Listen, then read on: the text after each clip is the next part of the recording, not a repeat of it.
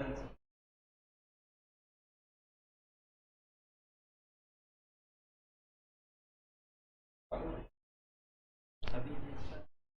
Hello. हाँ चालू तो है।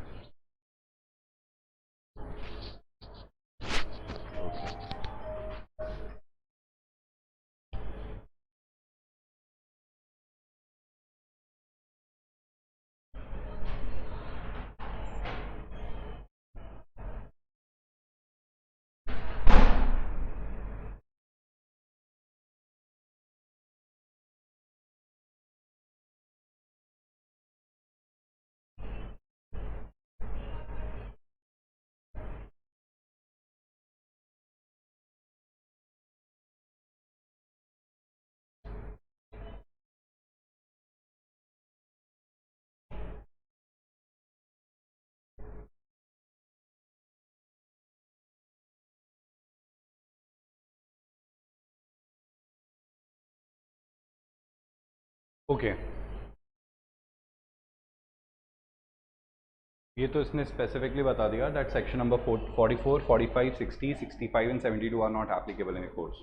ऑलराइट, आई थिंक वो तो आप लोगों ने कट कर लिए होंगे। Hi, good morning everybody. Hi Bakul, hi उदित।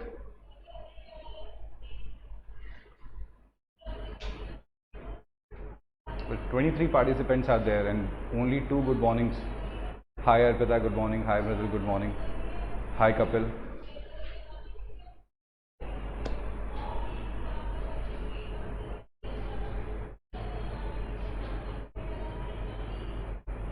तो आप लोग का ये जो पार्ट था सेक्शन नंबर 62 से, जो आप लोगों ने मेरे को बताए थे 4 सेक्शंस, आज वो कंप्लीट कर लेते हैं। ठीक है, एंड कंप्लीट करने के बाद मैं आप लोग के डाउट्स भी ले लूँगा।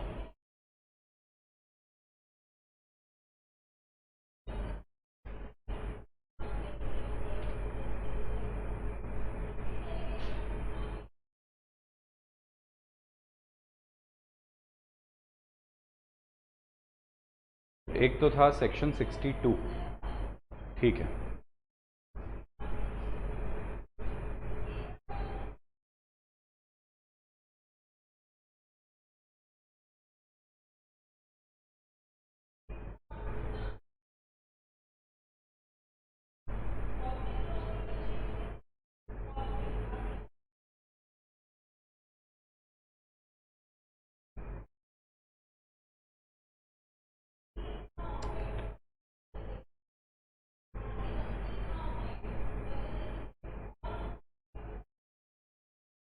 ये रहा।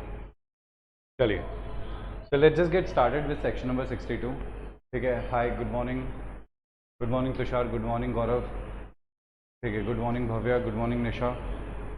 चलिए चालू करते हैं। आप लोग का एक डाउट है जिसका जो है सेक्शन नंबर 62। सेक्शन नंबर 62 निकाल लिया आपने? पेज नंबर है ये 33 पे। ओके, सेक्शन नंबर 62 है आपका further issue of share capital, right issue, preferential allotment, section number 62। अब देखो यार, ये होता क्या है इसको समझो। ठीक है, जो क्वेश्चन हमारे सामने आया है, ठीक है, मतलब एक हमारे सामने एक डाउट है, हमारे सामने एक क्वेश्चन है कि further issue of share capital जो है जिसमें राइट इशू दे रखा है या प्रेफरेंशियल अलॉटमेंट दे रखा है, इसका मतलब क्या होता है? देखो, जब हम बात करते हैं राइट इशू या प्रेफरेंशियल अलॉटमेंट के बारे में, तो ये एक शेयर होल्डर्स का राइट है। क्या है? शेयर होल्डर्स का राइट है। अब इसके लिए एक एग्जाम्पल समझने की कोशिश करते हैं। आज जैसे एक कंपनी में मान लो 1 लाख शेयर होल्डर्स है। रुको मैं एक सेकंड पेन लेके आया। हाँ जी, एक कंपनी में अपन बात कर रहे हैं कितने शेयर होल्डर्स हैं? एक कंपनी में 1 लाख शेयर होल्डर्स हैं।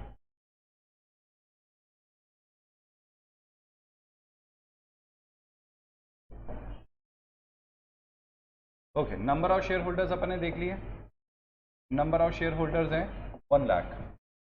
ओके, और मान लो, अज्यूम कर लो कि इन सारे के सारे लोगों के पास, अज्यूम कर लेते हैं कि इन लोग के पास, सबके पास 100 शेयर्स ईच है। अज्यूम कर रहे हैं कि सबके पास 100 शेयर्स ईच है, तो यानी कि नंबर ऑफ शेयर्स कितने हो गए? 1 करोड़। 1 करोड़ शेयर्स हो गए। ठीक है, 1 करोड़ शेयर्स हो गए। अब 10 रुपए का एक शेयर है, तो कंपनी की कैपिटल हो गई 10 करोड़। ठीक है भाई, 1 लाख शेयर होल्डर्स हैं, 100 शेयर सबके पास हैं, ठीक है, और उसके अलावा सब 10 रुपए का एक शेयर है, तो 10 करोड़ की कैपिटल हो गई, अपन ने ऐसा अजम्पशन ले लिया। अब 10 करोड़ की कैपिटल हो गई, अपन ने ऐसा अजम्पशन ले लिया है। अब हुआ ये कि कंपनी को फर्दर कैपिटल की रिक्वायरमेंट है, कंपनी को पैसा चाहिए, कंपनी को पैसे चाहिए। तो जब कंपनी को पैसे चाहिए होते हैं तो उस कंडीशन में कंपनी इज लाइक कि मैं क्या करूं, कहां से पैसा लेके आऊं। तो कंपनी के पास जो ऑप्शन नंबर 1 होता है वो होता है कि जो एग्जिस्टिंग शेयर होल्डर्स हैं, जो एग्जिस्टिंग शेयर होल्डर्स हैं, सबसे पहले पैसा उनसे मांगा जाए, सबसे पहले पैसा उनसे मांगा जाए। अब इसका एक रीजन समझो। आज 1 लाख शेयर होल्डर्स हैं अगर कंपनी के अंदर, अगर 1 लाख को अगर आप क्या करते हो, टोटल शेयर कैपिटल कितनी हो गई, टोटल शेयर कैपिटल, ठीक है, मतलब 1/1 लाख अगर आप करोगे तो सबका एक परसेंटेज शेयर होल्डिंग निकल के आएगा कि everybody is having some shares, सबके पास कुछ ना कुछ शेयर्स हैं और सबकी एक परसेंटेज होल्डिंग है जो कि फिक्स्ड है। मतलब अगर मैं मानता हूं कि भाई ठीक है, इनके अगर मान लो एक बंदे की होल्डिंग 0.01% है, तो उसके पास कंपनी के टोटल शेयर का, टोटल कैपिटल का 0.01% एक अकेले बंदे के पास है। समझ रहे हो? आज मान लो मेरे पास किसी कंपनी की 20% शेयर होल्डिंग है, किसी कंपनी की 30% शेयर होल्डिंग है। अब कंपनी ने अगर मुझसे पूछे बगैर या मुझे शेयर्स दिए बगैर पब्लिक में या कहीं और शेयर्स दे दिए तो उससे क्या होगा, नंबर ऑफ शेयर्स बढ़ जाएंगे। क्या हो जाएगा, नंबर ऑफ शेयर्स इंक्रीज हो जाएंगे। और जैसे ही नंबर ऑफ शेयर्स इंक्रीज होके, मान लो अपन ने सोचा कि 100 शेयर्स हैं सबके पास, कंपनी को और चाहिए, तो कंपनी को 1 lakh multiplied by 100 shares, company 1 crore shares और इशू करना चाहती है। तो पता लगा कि मेरी परसेंटेज शेयर होल्डिंग कम हो गई, और जैसे ही मेरी परसेंटेज शेयर होल्डिंग कम हुई तो मेरा कंपनी में से राइट खत्म हो जाएगा। अब ऐसे तो देखो, ये तो क्या है, कंपनी को प्रोटेक्शन की पॉलिसी के अंडर भी आता है ये। जैसे अभी एलॉन मस्क ट्विटर को खरीद रहे थे, तो एलॉन मस्क को वो ट्विटर को ना खरीद पाए, इसके लिए कंपनी ने नए नए शेयर्स बाकी एग्जिस्टिंग लोगों को इशू कर दिए, उनके नंबर ऑफ शेयर्स डबल कर दिए। तो जैसे ही एलॉन मस्क ने क्या किया, कंपनी को खरीदने की कोशिश करी, ट्विटर को खरीदने की कोशिश करी, बाकी लोग की शेयर होल्डिंग डबल हो गई, और बाकी लोग की शेयर होल्डिंग डबल होने से एलॉन मस्क की जो होल्डिंग थी वो आधी रह गई। ठीक है, तो इस तरीके की क्या है, टेक्निक यूज करी जा सकती है अवॉइड करने के लिए कि कोई हमें खरीद ना सके। बट इसके अलावा एक्सेप्शनल सिचुएशंस ऐसे कहीं नहीं हो सकती कि कंपनी को पैसा चाहिए और कंपनी ने शेयर होल्डर्स की इक्विटी के परसेंटेज को कम कर दिया। दिस इज नॉट पॉसिबल, ये बिल्कुल भी पॉसिबल नहीं है। इसीलिए क्या होता है, सबसे पहले कंपनी क्या करती है, जो भी शेयर्स इशू करने होते हैं, फर्दर इशू और शेयर कैपिटल करना होता है, तो सबसे पहले कंपनी कोशिश करती है कि वो अपने एग्जिस्टिंग शेयर होल्डर्स को ऑफर करे। अब एग्जिस्टिंग शेयर होल्डर्स को ऑफर करते हैं तो उसको कहते हैं राइट इशू। क्या कहते हैं उसे? राइट इशू कहते हैं। राइट इशू की सबसे अच्छी बात बताता हूं मैं आपको। भाई राइट इशू में क्या होता है, जब मैंने आपको राइट इशू दिया तो कंपनी क्या करती है, उन शेयर्स को मार्केट प्राइस से सस्ते में इशू करती है, मार्केट प्राइस से थोड़ा सा सस्ते में इशू करती है, ताकि या बाकी लोगों को मैं जितने में इशू करूंगा उससे थोड़ा सस्ते में आपको इशू करूंगा, बिकॉज आप एक शेयर होल्डर हो मेरी कंपनी के। तो एग्जिस्टिंग शेयर होल्डर्स को थोड़ा सा फायदा पहुंचाने के लिए कंपनी ने, मान लो मार्केट में शेयर 10 रुपए का चल रहा है, कंपनी ने शेयर आपको 6 रुपए में ऑफर कर दिया। ठीक है, कंपनी ने शेयर आपको कितने में ऑफर कर दिया, 6 रुपए में ऑफर कर दिया, जबकि मार्केट में शेयर चल रहा है मान लो 10 रुपए का, या मार्केट में 100 रुपए का चल रहा है और कंपनी आपको बोल रही है 60 रुपए में शेयर्स ले लो। समझ गए? तो अब कंपनी आपको 60 रुपए में शेयर्स क्यों दे रही है मार्केट में, जबकि 100 रुपए का है? क्योंकि आप एग्जिस्टिंग शेयर होल्डर्स हो। तो कंपनी आपको इस चीज़ का क्या देना चाहती है, बेनिफिट देना चाहती है। क्या देना चाहती है? बेनिफिट देना चाहती है इस चीज़ का, ताकि आप भी शांत रहो, आपको भी ऐसे कोई दिक्कत ना रहे। अब कंपनी ने क्या किया, राइट इशू कंपनी लेके आई, कंपनी ने शेयर होल्डर्स को ऑफर किया। तो अब शेयर होल्डर्स के पास में एक राइट होता है, उस राइट में ये लोग क्या करते हैं कि जो, अगर मान लो जैसे कंपनी ने मेरे को शेयर्स ऑफर किए, एग्जांपल दे रहा हूँ कि भाई मेरे को शेयर्स कंपनी ऑफर दे रही है, कंपनी मेरे पास आई, कंपनी बोलती है कि सर आपके पास जितने शेयर्स हैं उसके हिसाब से आपके पास राइट है कि आप कंपनी के 20,000 शेयर्स खरीद सकते हो। अब कंपनी ने मेरे को बोला कि सर आप 20,000 शेयर्स खरीद सकते हो। कितने शेयर्स ऑफर कर दिए कंपनी ने? 20,000 शेयर्स। ठीक है, एक शेयर कितने का बोला कंपनी ने? 60 रुपए का। तो कितने होते हैं? 12 लाख रुपए होते हैं। कितने हो गए? 12 लाख रुपए हो गए। समझ गए? तो ये होते हैं 12 लाख रुपए। अब मैंने कहा यार कंपनी को, यार मेरे पास 12 लाख रुपए तो है नहीं अभी। मैंने कहा नहीं पड़े मेरे पास 12 लाख रुपए। तो कंपनी ने कहा एक काम करो, आप अपने राइट को किसी और को बेच दो, आप अपने राइट को किसी और को बेच सकते हो। तो मैंने क्या करा, समझना, मैंने क्या किया, 20,000 में से 10,000 शेयर्स तो 60 रुपये के हिसाब से खरीद लिए 6 लाख रुपए में कंपनी से, और बाकी जो 10,000 शेयर्स थे ना उनको मैंने 20 रुपये के हिसाब से मार्केट में 2 लाख रुपए में बेच दिए। अब इसको किसी और ने खरीद लिया, मान लो आपने खरीद लिया, आप लोगों ने खरीद लिया मेरे से, ठीक है। तो अगर मैंने आपको ये 2 लाख रुपए में दे दिया राइट, तो अब आप कंपनी से क्या कर सकते हो, कंपनी को 60 रुपये और देके, ठीक है, आप 6 लाख रुपए और देके कंपनी को, ठीक है, आप ये 8 लाख रुपए की आपको कॉस्ट बैठेगी। तो मेरे को इसमें फ़ायदा ये हो गया कि मैंने 6 लाख रुपए के शेयर्स ले लिए कंपनी से, 2 लाख रुपए मुझे उस राइट को बेचने के मिल गए। मतलब मैंने ना आपको शेयर्स नहीं बेचे, यहाँ पे मैंने आपको सिर्फ शेयर्स का राइट बेचा है, राइट बेचा है मैंने कि आप कंपनी से शेयर्स खरीद सकते हो, ये मैंने आपको एक राइट दे दिया। तो राइट के बदले मैंने आपसे 20 रुपए पर शेयर ले लिया मैंने राइट के बदले, ठीक है। शेयर नहीं मिला आपको, शेयर खरीदने का राइट मिल गया आपको, समझ गए। तो शेयर खरीदने का राइट मिल गया कि आप शेयर खरीद सकते हो कितने रुपए के हिसाब से, 20 रुपए के हिसाब से, किससे, कंपनी से शेयर खरीद सकते हो, सॉरी 60 रुपए के हिसाब से खरीद सकते हो, ये मैंने आपको राइट दे दिया। तो सर इसमें फायदा क्या, अरे फायदा ये है कि मार्केट में 100 का मिलता है, आपको 80 का पड़ेगा, तो आपको तो फायदा हो रहा है ना पर शेयर पे, ठीक है। तो आपको तो फायदा हो रहा है, आप कंपनी से 80 रुपए में खरीद के बाद में फ्यूचर में मार्केट में बेच देना, तो आपको तो हो गया फायदा। तो ये फायदा है जब आप इस तरीके से कंपनी के शेयर्स के साथ, कंपनी जब एग्जिस्टिंग शेयर होल्डर्स को राइट ऑफर करती है, तो ये फायदा होता है। समझ आया, बोले कॉन्सेप्ट क्लियर हुआ क्या सबको। अब कंपनी चाहती है, अगर कंपनी राइट इशू के अलावा पब्लिक इशू लाना चाहती है, तो पब्लिक इशू लाने के लिए देखो क्लियर कंडीशन है, कंपनी को इसके लिए एसआर पास करना पड़ेगा। क्या पास करना पड़ेगा, एसआर, स्पेशल रेजोल्यूशन पास करना पड़ेगा। तो कोई भी कंपनी बिना एसआर पास करे company further issue of share capital नहीं लेके आ सकती, फर्दर शेयर्स इशू नहीं कर सकती है, पब्लिक एट लार्ज में शेयर इशू नहीं कर सकती है। तो पहला राइट एग्जिस्टिंग शेयर होल्डर्स का, एग्जिस्टिंग शेयर होल्डर्स अगर देखो मान लो एग्जिस्टिंग शेयर होल्डर ने मना कर दिया कि मेरे को नहीं खरीदने, तो वो अपने अपने खुद से मना कर रहा है, he is denying this thing कि मेरे को नहीं खरीदने, तो वो खुद की मर्जी से मना कर रहा है, वो खुद मना कर रहा है कि मेरे को नहीं खरीदने हैं शेयर्स, तो खुद ने मना कर दिया, तो अच्छी बात है, खुद ने मना कर दिया, तो हमारी इसमें क्या गलती है भाई।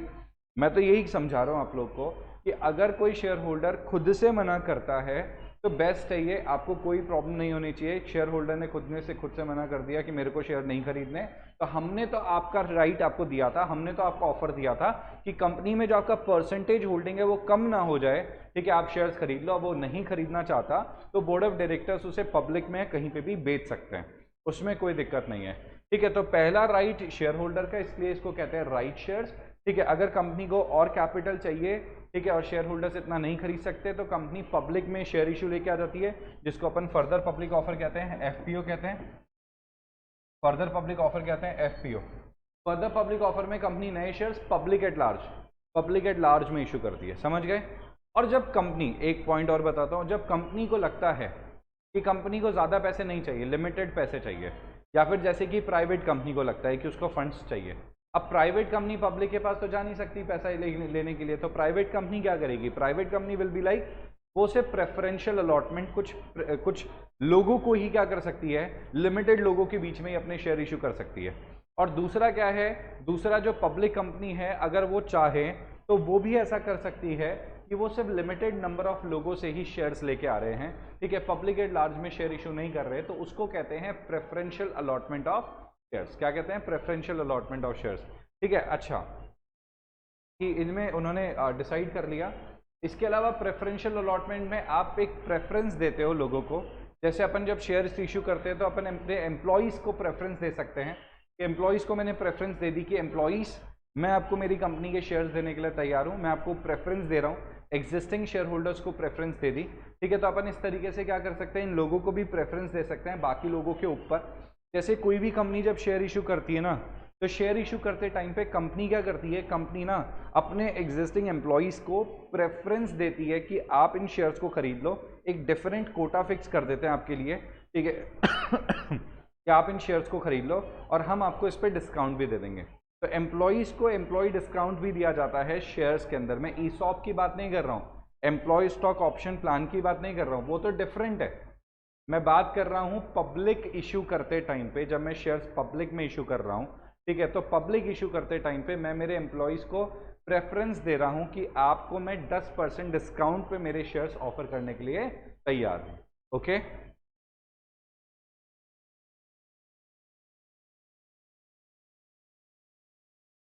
चलिए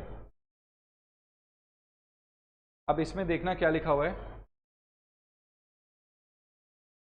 यहां पे एक लाइन दे रखी है, right issue involves preemptive subscription rights to buy additional security in a company offered to the company's existing security holders. Actually preemptive subscription right का मतलब होता है,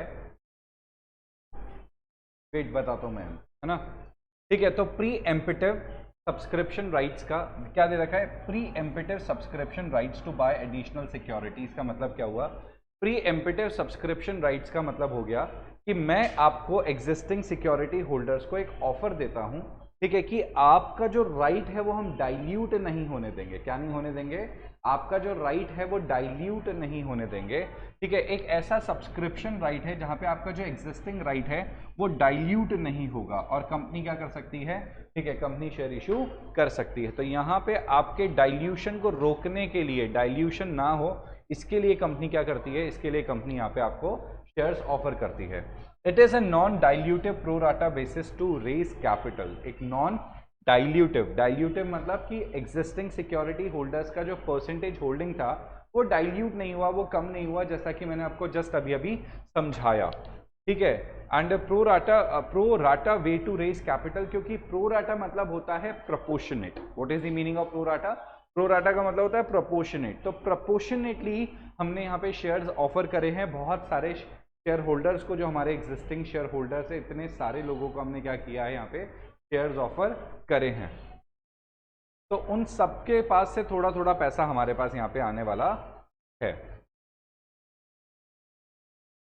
चलिए देखिए, अब यहाँ पे दे रखा है, if a company announces 1:10 right issue, it means an existing share holder can buy 1 extra share for every 10 shares held by him या हर। अब देखो यार, इसको ना रीड करने का जो तरीका होता है ना वो उल्टा होता है।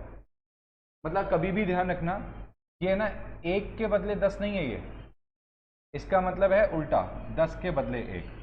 बोनस शेयर्स को भी ऐसे लिखा जाता है। अगर मैंने लिखा ये 2:5, तो बोनस शेयर्स के लिए क्या कैसे रीड करोगे, मतलब 5 शेयर्स के बदले आपको 2 शेयर्स दिए जाएंगे, 5 शेयर्स के बदले आपको 2 शेयर्स दिए जाएंगे। इसको कहते हैं क्या, इसको कहते हैं, ठीक है, बोनस इश्यू या फिर राइट इश्यू, दोनों की दोनों कंडीशन, कोई भी कंडीशन हो उसको रीड ऐसे ही करा जाता है कि 1 दिया जाएगा।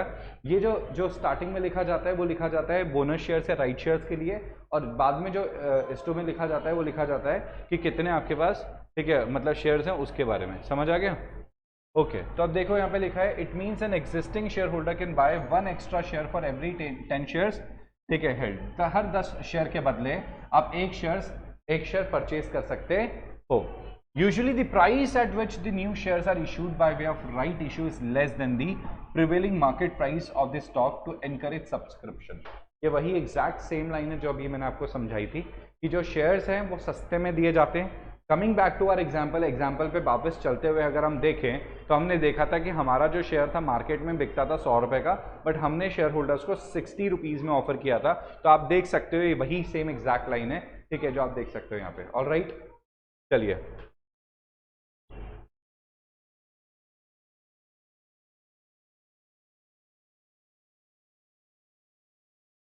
a public company may issue securities through right issue or a bonus issue in accordance with the provisions of this act. इस एक्ट के प्रोविजंस के हिसाब से हम राइट इशू या बोनस इशू लेके आ सकते हैं। And in case of a listed company, अच्छा लिस्टेड कंपनी है तो इस एक्ट के प्रोविजंस तो फॉलो करने ही पड़ेंगे, और साथ में सेबी बाबा, ठीक है, सेबी के प्रोविजंस को भी क्या करना पड़ेगा, फॉलो करना पड़ेगा। अब यार देखो मैं एक बात समझा देता हूँ, ऐसा क्यों है। सेबी जो है ना उसको हमने एक हाईएस्ट लेवल ऑफ अथॉरिटी बना रखा है, ठीक है, किसके अंडर दी, मतलब एक तरीके से जो भी शेयर मार्केट होगा, जो भी आपका स्टॉक एक्सचेंज चलेगा, या कभी भी कंपनी पब्लिक एट लार्ज में शेयर्स लेके आएगी, तो सिक्योरिटीज मार्केट से रिलेटेड जो हमारी यहाँ पे हाईएस्ट और पीक अथॉरिटी है उसको सेबी कहते हैं। सेबी को हमने अलग से एक एक्ट पास करके बनाया। सेंट्रल गवर्नमेंट इज लाइक यार हम इतना काम नहीं संभाल सकते, और ये कुछ ऐसे मैटर्स ऑफ कंसर्न है जिसके लिए डिफरेंट अथॉरिटी की रिक्वायरमेंट है। तो सेंट्रल गवर्नमेंट ने ईयर 1992 में डिसीजन लेके, मतलब उन्होंने एक सेबी के लिए सेबी बिल बनाया, फिर सेबी एक्ट बना दिया। तो सेबी एक्ट 1992 आया, ठीक है, जिसमें उसको पावर दे दी। तो आप देखना ये जो अदर अथॉरिटीज होती है, क्या शायद मैंने आपको बताया क्लास में या नहीं बताया, नहीं बताया कि जो अदर अथॉरिटीज़ होती है जैसे कि सेबी, आरबीआई, आईआरडीए, इनके पास पावर होती है टू इशू रेगुलेशंस। देखो क्या होता है, जब एक्ट बनता है तो उसमें होते हैं सेक्शंस। सेंट्रल गवर्नमेंट को अगर उस एक्ट में कुछ ऐड करना होता है तो सेंट्रल गवर्नमेंट लेके आती है रूल्स, ठीक है। तो जैसे अपन ने रूल्स पढ़े थे तो मैंने आपको बताया भी था कि ये रूल्स सेंट्रल गवर्नमेंट लेके आई है। और तीसरा होते हैं रेगुलेशंस। ये regulations are issued by other authorities. Regulations को कौन इशू करता है? अदर अथॉरिटीज इशू करती है। अब क्वेश्चन आता है सर ये अदर अथॉरिटीज है कौन? तो अदर अथॉरिटीज का मतलब मैंने अभी अभी आपको बताया, जैसे आरबीआई तो वो रेगुलेशंस बनाती है, IRDA insurance regulatory and development authority of India, ठीक है, SEBI securities and exchange board of India. Alright, तो ये सब जो अथॉरिटीज के आप नाम सुन रहे हो, टीआरएआई ट्राई, वो telecom regulatory and authority of India, तो ये जो है ना जितने भी आप नाम सुन रहे हो ये रेगुलेटरी अथॉरिटी है, ये रेगुलेशंस बनाती है। नाम भी क्या इनका? Regulatory authority. तो ये क्या बनाती है? रेगुलेशंस बनाती है। ओके, तो इनको पावर हमने डिसेंट्रलाइज करके इनको दे दी है, रेगुलेशंस बनाने की पावर इनके अंडर आती है। तो आरबीआई भी रेगुलेशंस बनाती है, ठीक है। तो यहाँ पे लिखा हुआ है, अब आप देख लो क्या लिखा है, द पब्लिक कंपनी जो इशू करना चाहती है right issue, bonus issue in accordance with the provisions of a act, ठीक है, तो उसको कंपनीज एक्ट के प्रोविजंस को फॉलो करना पड़ेगा। और अगर यहाँ पे क्या है, एक लिस्टेड कंपनी की बात करी जाए, ठीक है, तो company which intends to get its securities listed with the provisions of the SEBI 1992, they have to comply with the SEBI 1992 and the rules and regulations as per section 23 subsection 1 clause C of the Companies Act 2013। तो ये rules and regulations के बारे में मतलब rules made by MCA, Ministry of Corporate Affairs, Central Government, ठीक है, and regulations जो किसने बनाए हैं? सेबी ने बनाए हैं। तो इन वर्ड्स का मतलब समझ आ गया अब कि रूल्स एंड रेगुलेशंस मतलब वो नियम कानून वाली बातें नहीं हो रही यहाँ पे, ठीक है। कि अगर आप ऐसा सोचो कि ओके जैसे स्कूल में ट्यूशन पे हमारे रूल्स एंड रेगुलेशंस होते हैं, ना ना ना ना ना, वो नियम कानून नहीं, वो rules and regulations they are different. Okay fine.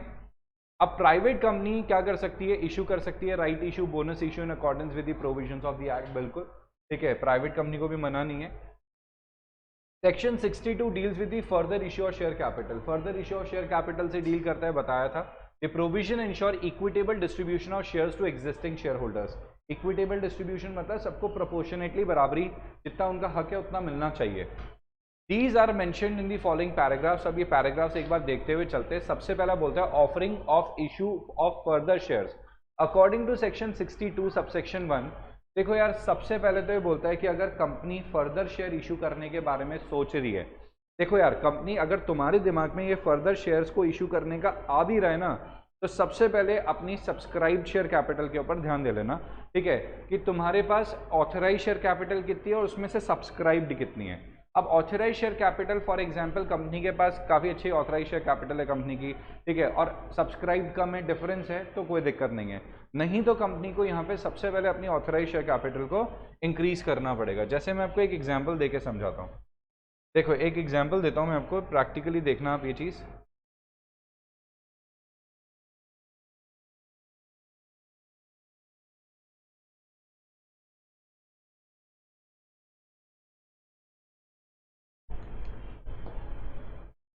देखो मैं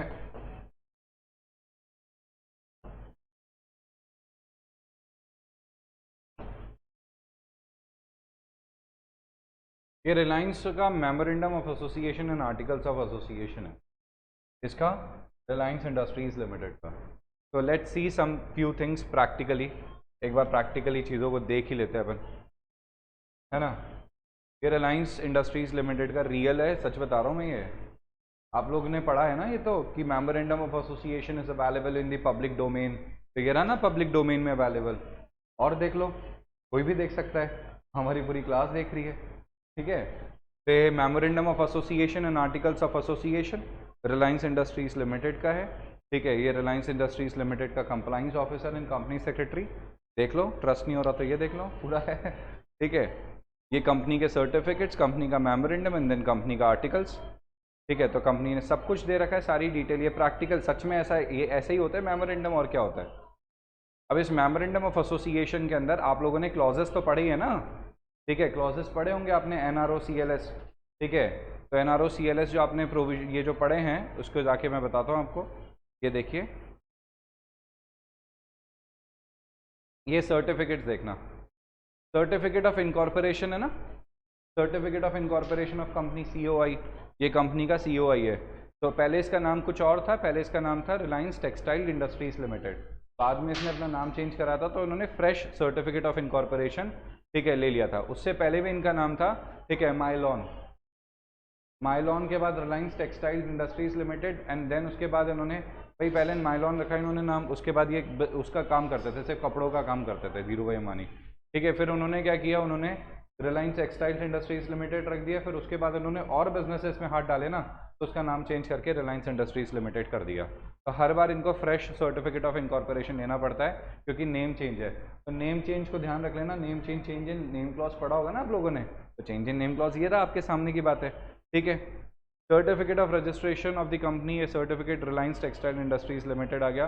पहले कंपनी वो था, ये रजिस्टर्ड ऑफिस कंपनी ने चेंज किया था, देखो कर्नाटका थी पहले कंपनी, और उसके बाद रजिस्टर्ड ऑफिस चेंज करके बॉम्बे चली गई। ये लो, change in registered office of the company, पढ़ाई है change in registered office of the company, और रजिस्टर्ड ऑफिस आप चेंज कर सकते हो within the same city, ठीक है, टाउन और विलेज। और दूसरा कौन सा होता है, ठीक है, दूसरी सिटी में जाना है, तीसरे में स्टेट चेंज करना, तो स्टेट चेंज आ गया ना, ये देख लो, ठीक है, तो स्टेट चेंज आ गया, ठीक है, रजिस्टर्ड ऑफिस चेंज हो गया from one state to another state, समझ गए क्या, ठीक है। ये देख लो आप, ऐसे मिलता है सर्टिफिकेट, सच में ऐसे ही होता है, आपकी बुक्स में ऐसे मजाक थोड़ी चल रहा है यहाँ पे। अब उसके बाद देखो certificate of registration registered office from one, ये तो ठीक है। उसके बाद उन्होंने बैंगलोर से चेंज किया था, बैंगलोर से महाराष्ट्र आए थे ये, ठीक है, तो उसका था, और ये वही पुराना माइलॉन लिमिटेड वाला देख सकते हो आप, ठीक है। सर्टिफिकेट फॉर कॉमेंसमेंट ऑफ बिजनेस अब नहीं मिलता ये सब, certificate of incorporation, certificate of incorporation वही है माइलॉन लिमिटेड वाला। अभी आ गया कंपनी का मेमोरेंडम ऑफ एसोसिएशन, MOA। चलो MOA देखते हैं, नाम देख लो, MOA के अंदर लिखा हो गया, नेम क्लॉज आ गया, सच में ऐसे नाम ही लिखा और कुछ नहीं लिखा, आप देख लो, name of the company is Reliance industries limited, ठीक है, registered office of the company is situated in the state of Maharashtra, यही लिखा होता है ना, और क्या लिखा होता है, यही लिखा होता है, ठीक है। व्हाट इज गिवन इन दी सब, ये सिचुएशन क्लॉज या फिर registered office clause, only the name of state, ठीक है। ऑब्जेक्ट फॉर विच, अब ये ऑब्जेक्ट तो देखो यार खत्म नहीं होंगे, ठीक है, क्योंकि आपको पता ही है इन्होंने सब डाल दिया ऑब्जेक्ट में, मतलब इंडिया में जितने बिजनेसेस हो सकते हैं सब डाल दिए इन्होंने, और अगर लगेगा तो और चेंज कर लेंगे।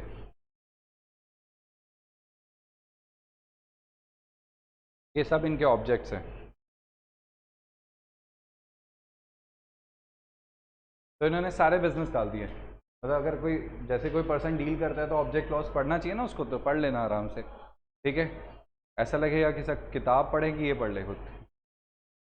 चलिए अब आता है कैपिटल, ठीक है, जिसके लिए मैं आपको यहाँ पे लेके आया हूँ। कंपनी की ऑथराइज शेयर कैपिटल कितनी है ज़रा देखना, ठीक है, 3,75 lakh at the time of incorporation. ये तो थी at the time of incorporation, अभी हम अपन बहुत ज़िंदगी में आगे बढ़ चुके हैं।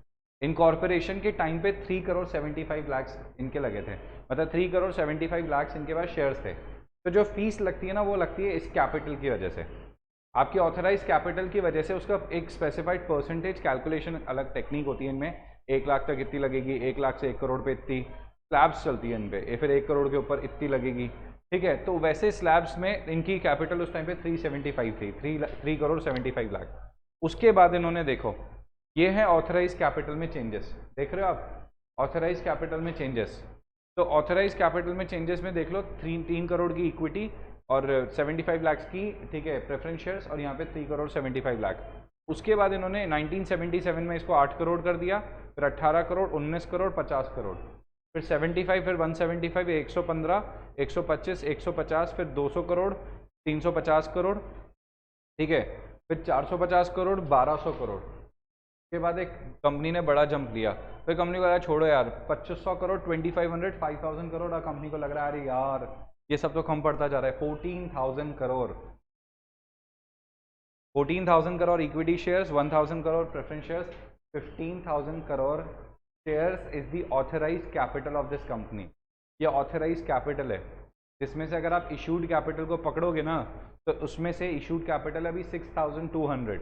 तो कंपनी के पास कितना स्कोप है शेयर इशू करने का, इसीलिए तो मैं कह रहा हूँ रिलायंस में अभी चांसेस हैं नया पब्लिक इशू आने के। समझ आया? आप देखो ना सीधे कहाँ से कहाँ पे जंप, देखो डबल भी नहीं, ऑलमोस्ट ट्रिपल कर दिया इसे। ठीक है, ऑलमोस्ट 6 से 18 जाता, बट हाँ ठीक है 2.7x इन्होंने कर दिया अपना कैपिटल। ये इनका कैपिटल आ गया। ये वही सब्सक्रिप्शन क्लॉज तो आपको पता ही है, सब्सक्राइबर्स आर्टिकल्स अपने को क्या देखने हैं। Let's go back.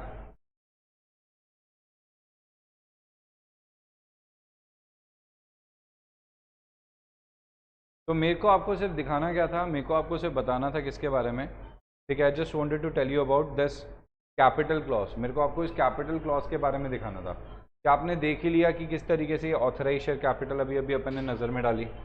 ये ऑथराइज शेयर कैपिटल का, ठीक है, इतना होना ज़रूरी है कि आप यहाँ पे शेयर्स इशू कर सको। क्या इशू कर सको? शेयर इशू कर सको। तो शेयर इशू करने के लिए हमारे पास ऑथराइज शेयर कैपिटल को होना ज़रूरी है, नहीं तो आप फर्दर शेयर इशू नहीं कर सकते।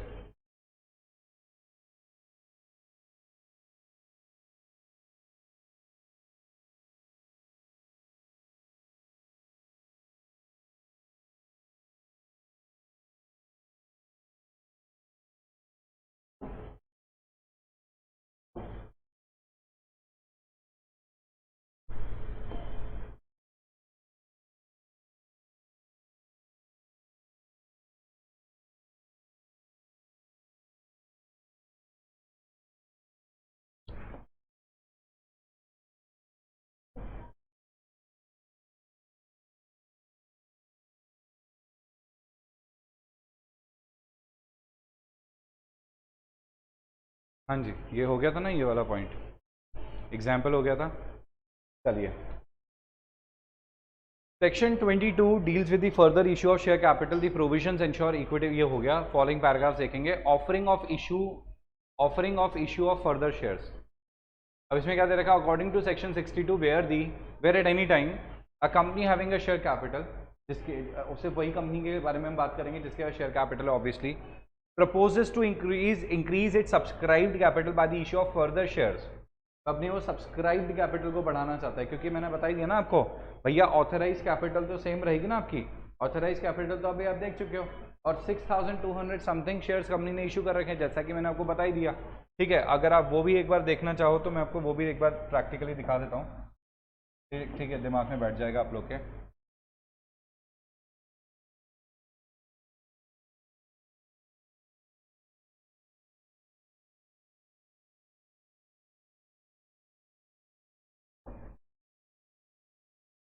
ये देखो, रिलायंस का शेयर प्राइस देखने के लिए चलते हैं एनएससी नहीं आया, एनएससी चलते हैं।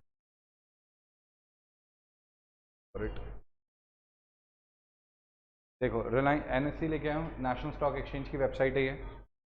ठीक है, this is the real website of national stock exchange की। अब ये देख लो,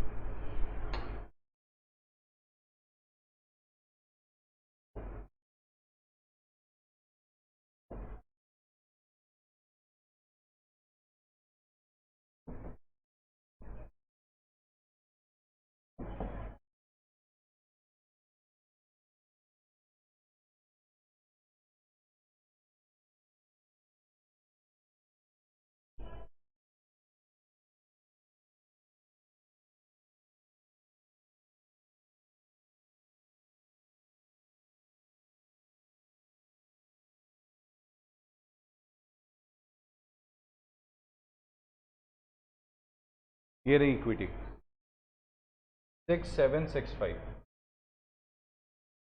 ठीक है, 6765 मतलब करोड़ शेयर्स हो गए। कितने शेयर्स है कंपनी के मार्केट में?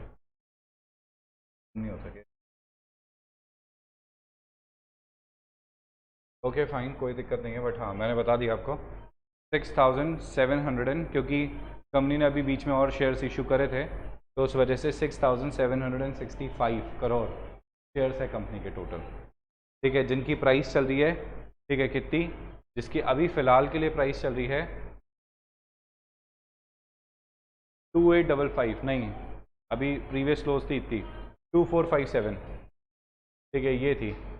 तो कंपनी की पूरी दोनों को मल्टीप्लाई कर दो तो कंपनी की मार्केट वैल्यू आ जाएगी 17 लाख करोड़ के आसपास है। ठीक है, 16,97 करोड़ ये कंपनी की टोटल वर्थ है। मतलब रिलायंस को आज बेच दो पूरा तो करीब 17 लाख करोड़ रुपए आ जाएंगे। ठीक है, यू कैन सी दिस, देख लो, मैं झूठ ठीक है। और ये मार्केट कैप, ठीक है, ये जो है ना, ठीक है, ये एफएफ मतलब ये फ्री फ्लोट, फ्री फ्लोट का मतलब होता है जो मार्केट में लोगों के पास है, मतलब जो बची हुई डिफरेंस है ना वो मुकेश अंबानी जी की फैमिली के पास है, मतलब करीब 9 करोड़ मुकेश अंबानी जी की फैमिली के पास है। चलो ये मैंने आपको दिखा दिया कि एक्चुअली कितने से शेयर्स इन्होंने इशू कर रखे हैं, प्रैक्टिकल चीज़ मैंने आपको दिखा दी है। आगे मूव करते हैं अपन हम। हाँ जी, ये हो गया। Having a share capital proposes to increase the subscribed capital by the issue of further shares. Such shares shall be offered to persons who at the date of the offer are holders of the equity shares of the company in proportion to the paid up share capital on those shares by sending a letter of offer subject to the following conditions. अब आप देख लो, ये जो line है ना, ये lines actually मैं आपको बता चुका हूँ। ये लाइन्स कुछ नई लाइन्स नहीं है, these are not new lines.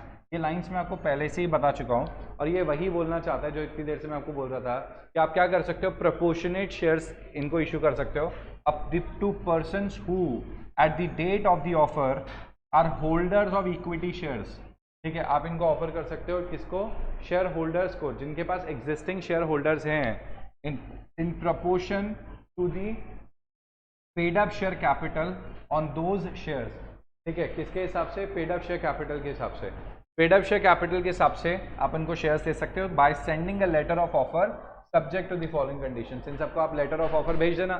ठीक है कि ये लो भैया लेटर ऑफ ऑफर है, तो वो लोग देख लेंगे, ठीक है कि हाँ हमें परचेज करना है कि नहीं करना। और मैंने आपको दूसरा तरीका बता दिया कि अगर आप परचेज नहीं कर सकते तो दूसरा तरीका क्या है कि आप अपने राइट को क्या कर सकते हो, किसी को सेल आउट कर सकते हो। The offer shall be made by notice. अब ये इसके लिए नोटिस दिया जाएगा और कम से कम देखो 15 दिन का नोटिस तो जाना ही चाहिए। देखो बात इतनी सी है, आप ऐसे नहीं कि 2 दिन में बताओ, 1 दिन में बताओ, चल 2 घंटे दे रखे, 2 घंटे में, ऐसे थोड़ी होता है यार। ठीक है, मेल कर दिया आपने, किसी ने मेल ही ओपन नहीं करते लोग तो 2-2 4-4 दिन तक तो। ठीक है, आजकल के लोग तो ठीक है फिर भी कर लेते हैं, बट बाकी जो पुराने वाले लोग हैं वो तो मेल इनको 2-2 महीने तक मेल ओपन नहीं करते, निकल जाता है पूरा का पूरा राइट। ठीक है, तो the offer shall be made by notice specifying the number of shares offered and limiting a time not being less than 15 days. कम से कम 15 दिन का टाइम है, तो कंपनी जनरली इसमें 20-22 दिन का टाइम देती है आप लोग को। और उसके अलावा ठीक है, आपको नंबर ऑफ शेयर्स मतलब सारी डिटेल आएगी। जैसे कुछ टाइम पहले मेरे पास राइट ऑफर आया था एक कंपनी का, ठीक है, तो सारी की सारी डिटेल आई थी उसके अंदर कंपनी की। ठीक है, कंपनी मतलब कंपनी की जो डिटेल है वो तो है ही, बट कंपनी ने मेरे को कितने शेयर्स ऑफर करेगी कंपनी ये, ठीक है, कितने रुपए पे ऑफर करेगी ये, मैं इसको कितने में बेच सकता हूँ मार्केट में ये, तो और कब तक मुझे अप्लाई करना है, मुझे कैसे अप्लाई करना है, इसकी सारी डिटेल्स मेरे को कंपनी ने उस ऑफर में भेजी थी, उस लेटर में भेजी थी। ठीक है, कम से कम मैंने आपको बता ही दिया 15 दिन का टाइम दिया जाएगा।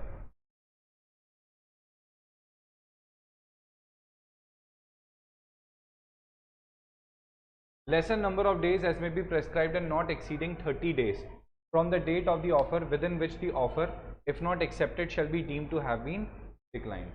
ठीक है, तो लेसर नंबर ऑफ डेज नहीं दे सकते एंड नॉट एक्सीडिंग 30 डेज, 30 दिन तक का मैक्सिमम ड्यूरेशन होता है, इसलिए मैंने कहा था कि 22-23 दिन का कंपनी ड्यूरेशन दे देती है आपको। ठीक है, with in which the offer is accepted, आपको उसके विद इन ऑफर एक्सेप्ट करना है। अगर आप उस ऑफर को एक्सेप्ट नहीं करते तो उसको रिजेक्टेड मान लिया जाएगा और आपका राइट आपके हाथ से निकल जाएगा। Okay, unless the article of the company provide otherwise the offer aforesaid shall be deemed to include a right exercisable by the person concerned to renounce the shares offered to him or any of them in favor of any other person, and the notice referred in clause 1 shall contain the statement for this right। अब ये जो है ना, ये जो line है ये है राइट ऑफ रिनंसिएशन के बारे में। किसके बारे में? राइट ऑफ रिनंसिएशन के बारे में। राइट ऑफ रिनंसिएशन का मतलब होता है, जो मैंने अभी आपको बताया था कि आप चाहो तो आप अपने राइट को क्या कर सकते हो, दूसरे पर्सन को दे सकते हो। आप अपने राइट को दूसरे पर्सन को दे सकते हो, मैंने अभी आपको बताया था, बट उसके लिए कंपनी आपको अलाउ करे तो ही आप ऐसा कर सकते हो, अदरवाइज आप ऐसा नहीं कर सकते। तो ये सिर्फ आप तभी कर सकते हो जब कंपनी ने आपको ये चीज़ के लिए अलाउ कर दिया कि हाँ कर लो। तो unless the articles of the company otherwise provide, articles में कुछ और दे रखा है तो अलग चीज़ है। The offer aforesaid shall be deemed to include a right exercisable by the person concerned to renounce the shares. मतलब ये एक डीम्ड राइट होता है, ये तो देंगे ही देंगे। मगर अगर आर्टिकल्स में लिख दिया कि नहीं देना तो फिर नहीं दे सकते।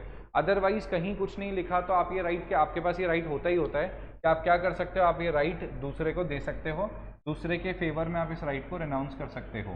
ठीक है, shall contain a statement to this right. समझ आ गया? क्लियर है? ठीक है। After the expiry of the time specified in the notice aforesaid, अगर नहीं आपने नहीं खरीदे शेयर्स तो क्या करेंगे? तो फिर बोर्ड ऑफ डायरेक्टर्स जो कंपनी के बेस्ट फेवर में होगा वही करेंगे, मार्केट में ऑफर कर देंगे, दूसरों को ऑफर कर देंगे। ठीक है। और on receipt of earlier intimation from the person whom such notice is given that he declines to accept the shares offer. अब देखो, या तो आपने कुछ जवाब नहीं दिया तो इसको रिजेक्टेड मान लूंगा, और या फिर आपने मुंह पे मना कर दिया। ठीक है, कंपनी ने लेटर भेजा, सर हम आपको राइट शेयर्स देना चाहते हैं। ठीक है, आपने लिख के भेजा, भाई तुम्हारे शेयर्स पे कोई मेरे को खास फायदा हो नहीं रहा, मेरे को लेने नहीं है तुम्हारे shares, your contract is, your offer is rejected. आपने कंपनी के मुंह पे बेइज्जती कर दी कि नहीं चाहिए। तो आपके पास दोनों ऑप्शन है भाई, डिपेंड करता है आपके ऊपर। आप मत रिप्लाई करो, बट आपने रिप्लाई करा, मना कर दिया, तो दोनों सिचुएशन में जो बोर्ड ऑफ डायरेक्टर्स हैं may dispose of them, dispose of मतलब ऑब्वियसली क्या करेंगे, खत्म तो नहीं करेंगे, कैंसिल तो नहीं करेंगे, कहीं बेच देंगे। ठीक है, in such a manner which is not disadvantageous for the share holders and the company, मतलब कुछ ऐसे तरीके से उसको डिस्पोज ऑफ करेंगे, बेच देंगे जो कंपनी के लिए सबसे ज़्यादा फायदेमंद हो। ठीक है, या फिर इसमें नेगेटिव सेंस में बोला है कि वो डिसएडवांटेजियस ना हो, तो वही एक ही बात है, डिसएडवांटेजियस ना होना और एडवांटेजियस होना। क्लैरिटी बोलो।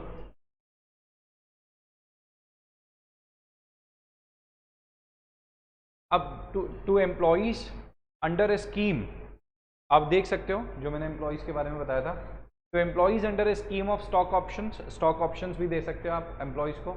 तो स्टॉक ऑप्शंस भी एक तरीके से क्या है, ठीक है, स्टॉक ऑप्शंस भी आपने एक तरीके से उनको एक प्रिविलेज देने की कोशिश करी है, सिर्फ उन्हीं को शेयर्स ऑफर कर रहे हो। तो to employees under a scheme of ESOP, that is employee stock option scheme या plan, subject to special resolution pass by the company and subject to the condition as may be prescribe. तो आप अपने employees को भी offer कर सकते हो ESOP के अंडर। ठीक है, बट इसके लिए आपको क्या पास करना पड़ेगा, एसआर पास करना पड़ेगा। तो आपको इसके लिए एसआर पास करना पड़ेगा कि आप अपने एम्प्लॉइज को ईसॉप देना चाहते हो। Okay fine. तीसरा बोल रखा है to any person if it is authorised by special resolution whether or not those person include the person referred in clause A or B either for cash or for consideration other than cash. अब देखो यार, इसके बारे में मैंने आपको बताया था कि अगर कंपनी फर्दर इशू लाना चाहती है, उस फर्दर इशू के अंदर कंपनी, समझना बात को, उस फर्दर इशू के अंदर कंपनी शेयर होल्डर्स को शेयर नहीं देना चाहती, उसके अलावा पब्लिक एट लार्ज को ऑफर करना चाहती है, तो उसके लिए स्पेशल रेजोल्यूशन पास करना पड़ेगा। अभी बताया था मैंने आपको स्टार्टिंग में ही, तो आप ये देख लो, ये वही लाइन है। अब आप इसको समझो, देखो कितनी प्यारी लाइन से रखे, to any person if it is authorised by special resolution. बड़े आसान से समझो कि हाँ ठीक है, किसी को भी दे सकता हूं मैं, किसी को भी शेयर ऑफर कर सकता हूं। If it is authorised by special resolution, अगर मुझे स्पेशल रेजोल्यूशन से ऑथराइज कर दिया है तो whether or not those persons include, whether or not मतलब उसमें ऊपर वाले जो लोग हैं, जो दो क्लॉजेस के अंदर आए हैं, that is clause number A existing share holders and clause number B employees of the company. तो क्लॉज नंबर ए में हो चाहे क्लॉज नंबर बी में हो तुम, उससे कोई फर्क नहीं पड़ता, और चाहे तुम उसमें ना हो, मतलब मैं ये ऑफर सबको दे रहा हूं। तुम चाहो क्लॉज ए और क्लॉज बी वाले, तुम चाहो तो उस, ठीक है, उसके अंदर आके तुम भी खरीद सकते हो, तुम्हें मना ही नहीं है, बट ये ऑफर सिर्फ तुम्हारे लिए नहीं है। जो ए ऑप्शन था, ठीक है, जिसमें अपन ने स्पेसिफिकली शेयर्स ऑफर करे थे किसको, राइट इशू के अंदर, तो वो क्लॉज ए के अंदर इशू होता है। क्लॉज बी जो है वो स्पेसिफिकली किसके लिए है, क्लॉज बी जो है वो स्पेसिफिकली हमारे एम्प्लॉइज के लिए, और क्लॉज सी जो है वो ओपन है पब्लिक एट लार्ज के लिए। तो क्लॉज ए और बी वालों को आने से कोई रोक थोड़ी सकता है, नहीं रोक सकता, वो भी तो पब्लिक एट लार्ज का, ठीक है, हिस्सा ही तो है। तो आप उसमें आओ वेदर या फिर नहीं आओ, ठीक है, फॉर इधर for cash or for a consideration other than cash, आपको कैश के लिए, अदर देन कैश के लिए, if the price of such shares is determined by the valuation report of the registered valuer. इसके लिए हम वैल्यूएशन कहाँ से निकालेंगे, अरे भाई शेयर कितने में ऑफर करना है ये निकालना तो पड़ेगा ना, कैलकुलेशन तो करना पड़ेगा। तो इसके लिए आपको एक रजिस्टर्ड वैल्यूअर को बुलाना पड़ेगा। वो रजिस्टर्ड वैल्यूअर आएगा, कंपनी की इंट्रिंसिक वैल्यू चेक करेगा। इंट्रिंसिक वैल्यू समझते हो, इंट्रिंसिक वैल्यू कैलकुलेट करना सीखा भी होगा आप लोगों ने, ठीक है, अरे अकाउंट्स में होगा ना, अकाउंट्स में, एफएम में ज़्यादा है इंट्रिंसिक वैल्यू। हाँ तो इंट्रिंसिक वैल्यू सेम यहाँ थोड़ी सीखोगे, इंट्रिंसिक वैल्यू सेम जो आपने वहाँ सीखा है। तो इंट्रिंसिक वैल्यू एकदम बरोबर, एकदम वही चीज़ है। तो वो इंट्रिंसिक वैल्यू को लेगा, मार्केट वैल्यू को लेगा और अदर फैक्टर्स को एग्जामिन करेगा, उन सारे फैक्टर्स का एवरेज प्राइस निकाल के ठीक है कंपनी के लिए क्या निकालने की कोशिश करेगा, एक प्राइस निकालने की कोशिश करेगा। Subject to the compliance with the applicable provisions of chapter 3 and any other conditions as may be specified. ठीक है भाई, इशू और शेयर्स की कंडीशंस को पूरा करके ठीक है उस तरीके से कर देगा। बोलो समझ आया कि नहीं आया?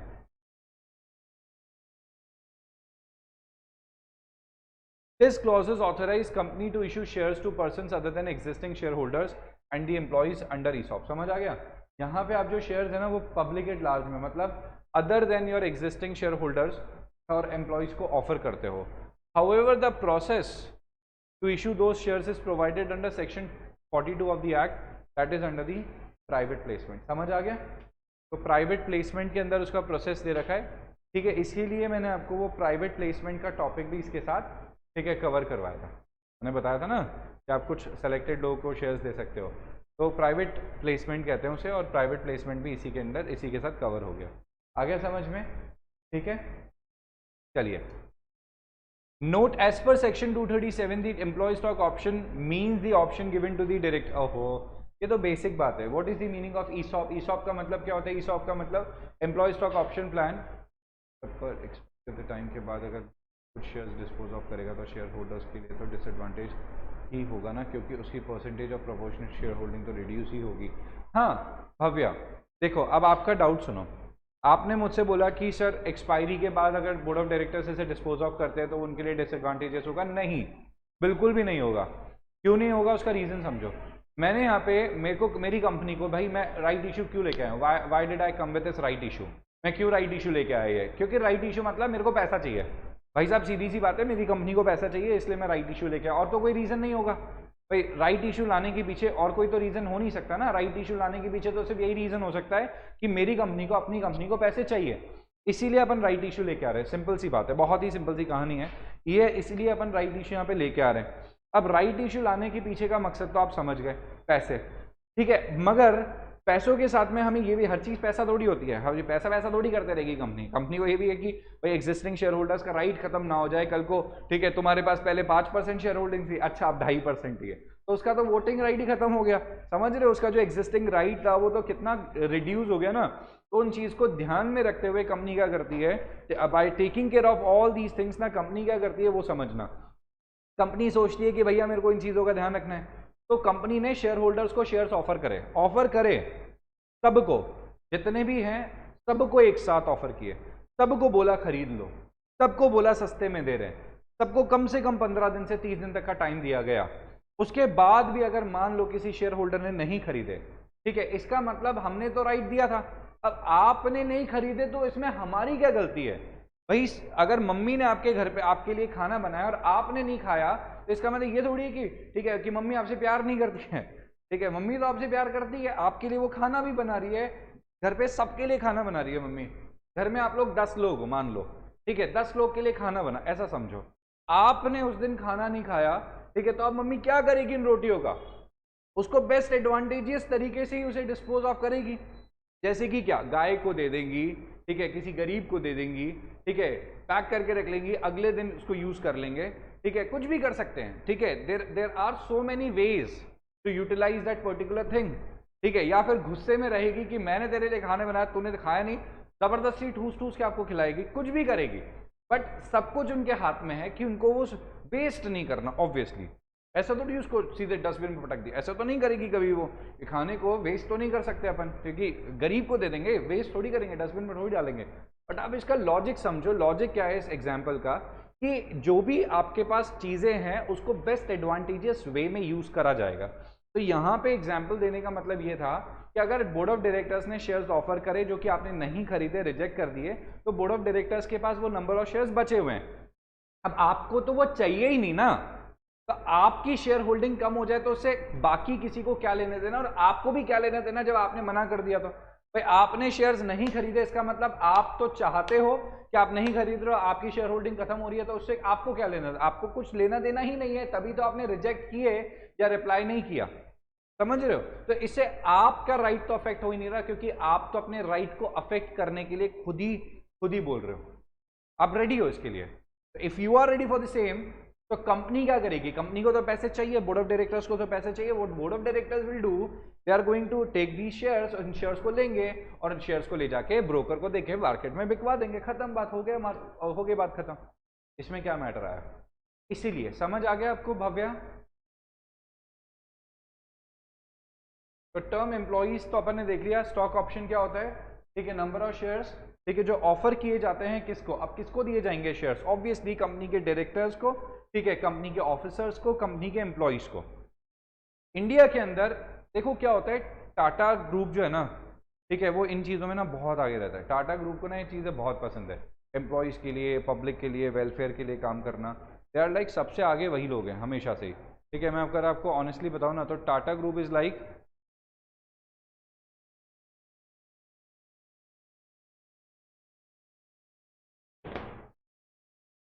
Tata group is like India में जितने भी लेबर लॉज बने हैं ना, ठीक है, अच्छा आप लोग पेंशन, प्रोविडेंट फंड, ग्रेच्युटी, ठीक है, ये किसने बनाए? ये बनाए टाटा ने ये किसने बनाए? टाटा ग्रुप ने। इंडिया में नाइट शिफ्ट में जो लेडीज काम करने लगी थी फर्स्ट टाइम, ठीक है, वो चालू किया टाटा ने। फैक्ट्री में लेडीज काम कर सकती है, टाटा ने। सब कुछ इंडिया में इस तरीके से टाटा ने एम्प्लॉयज के लिए बहुत काम किया। तो जैसे ही टाटा को पता चला किसके बारे में, टाटा को लगा कि स्टॉक ऑप्शन, शेयर ऑप्शन, तो टाटा वॉज दी कंपनी जिसने शेयर ऑप्शन अपने हर एम्प्लॉय को दिया। ठीक है, कि बोले मेरा कोई भी एम्प्लॉय छोड़ के ना जाए, हर एम्प्लॉय ए से लेकर जेड तक। मतलब अब आप सोचो कि टाटा ग्रुप ने अपने ए से लेकर जेड, मतलब हर एम्प्लॉय को, इनफैक्ट जो ड्राइवर था उस तक को क्या करा गया था, ये ऑफर किया गया था। ठीक है, कि ईसॉप खरीदो, तुम्हें मालिक बनेंगे शेयर, ठीक है, तुम्हें शेयर्स देंगे हम। ओके, ईसॉप्स वगैरह ऑफर करे गए थे, स्वेट इक्विटी शेयर्स ऑफर किए गए थे। ठीक है, इन सबको ऑफर किया था कंपनी ने। अब करना क्या होता है? कुछ नहीं है। ईसॉप मतलब होता है एम्प्लॉय को स्टॉक ऑप्शन प्लान, जिसमें आपके जो एग्जिस्टिंग एम्प्लॉयज होते हैं, जब वो एक टाइम लिमिट पार कर लेते हैं, जैसे इनको नौकरी करते हुए 5 साल हो गए, तो आप उनको एक ऑफर देते हो ईसॉप का।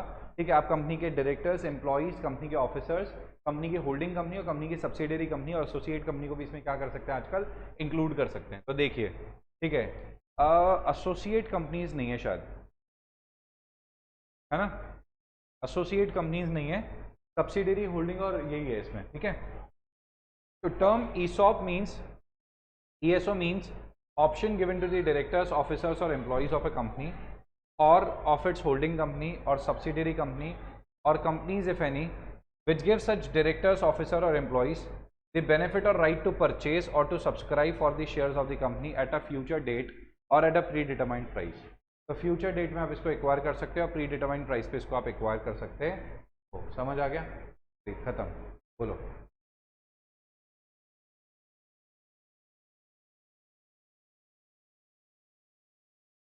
In case an unlisted company desires to issue shares under ESOP scheme to its directors, officers or employees, Rule 12 of the Companies Shares and Debentures Rules 2014 requires certain conditions to be fulfilled. Some of important provisions are as under. तो ESOP के लिए कुछ unlisted company भी क्या कर सकती है? ESOP offer कर सकती है। तो लिखा है इसमें, in case an unlisted company desires to issue shares, ठीक है, वो भी ESOP के अंडर इशू शेयर्स कर सकते हैं। उनको रूल 12 फॉलो करना पड़ेगा। ठीक है, rule 12 of the company share and debenture rules 2014। अब आप समझ गए ना, रूल्स किसने बनाए? सेंट्रल गवर्नमेंट ने। Requires conditions to be fulfilled, conditions क्या क्या? According to rule 12 the issue of ESOS has been approved by the share holders of the company by passing SR। ये तो पढ़ा चुका हूं ना मैं आपको, SR पास करना पड़ेगा ना, पहले ही बता दिया था। एम्प्लॉय कौन है? एम्प्लॉय की डेफिनेशन सुन लो, परमानेंट एम्प्लॉय जो इंडिया में काम कर रहा है, चाहे इंडिया के बाहर काम कर रहा है। Director of the company whole time होना चाहिए, ठीक है, but not but excluding an independent director. मतलब इंडिपेंडेंट डायरेक्टर को ESOP ऑफर नहीं करे जाएंगे। कोई सा भी डायरेक्टर चलेगा, बट होल टाइम हो चाहे पार्ट टाइम हो, बट इंडिपेंडेंट डायरेक्टर नहीं होना चाहिए। Do you understand the meaning of independent director? आप समझते हैं इंडिपेंडेंट डायरेक्टर का मतलब?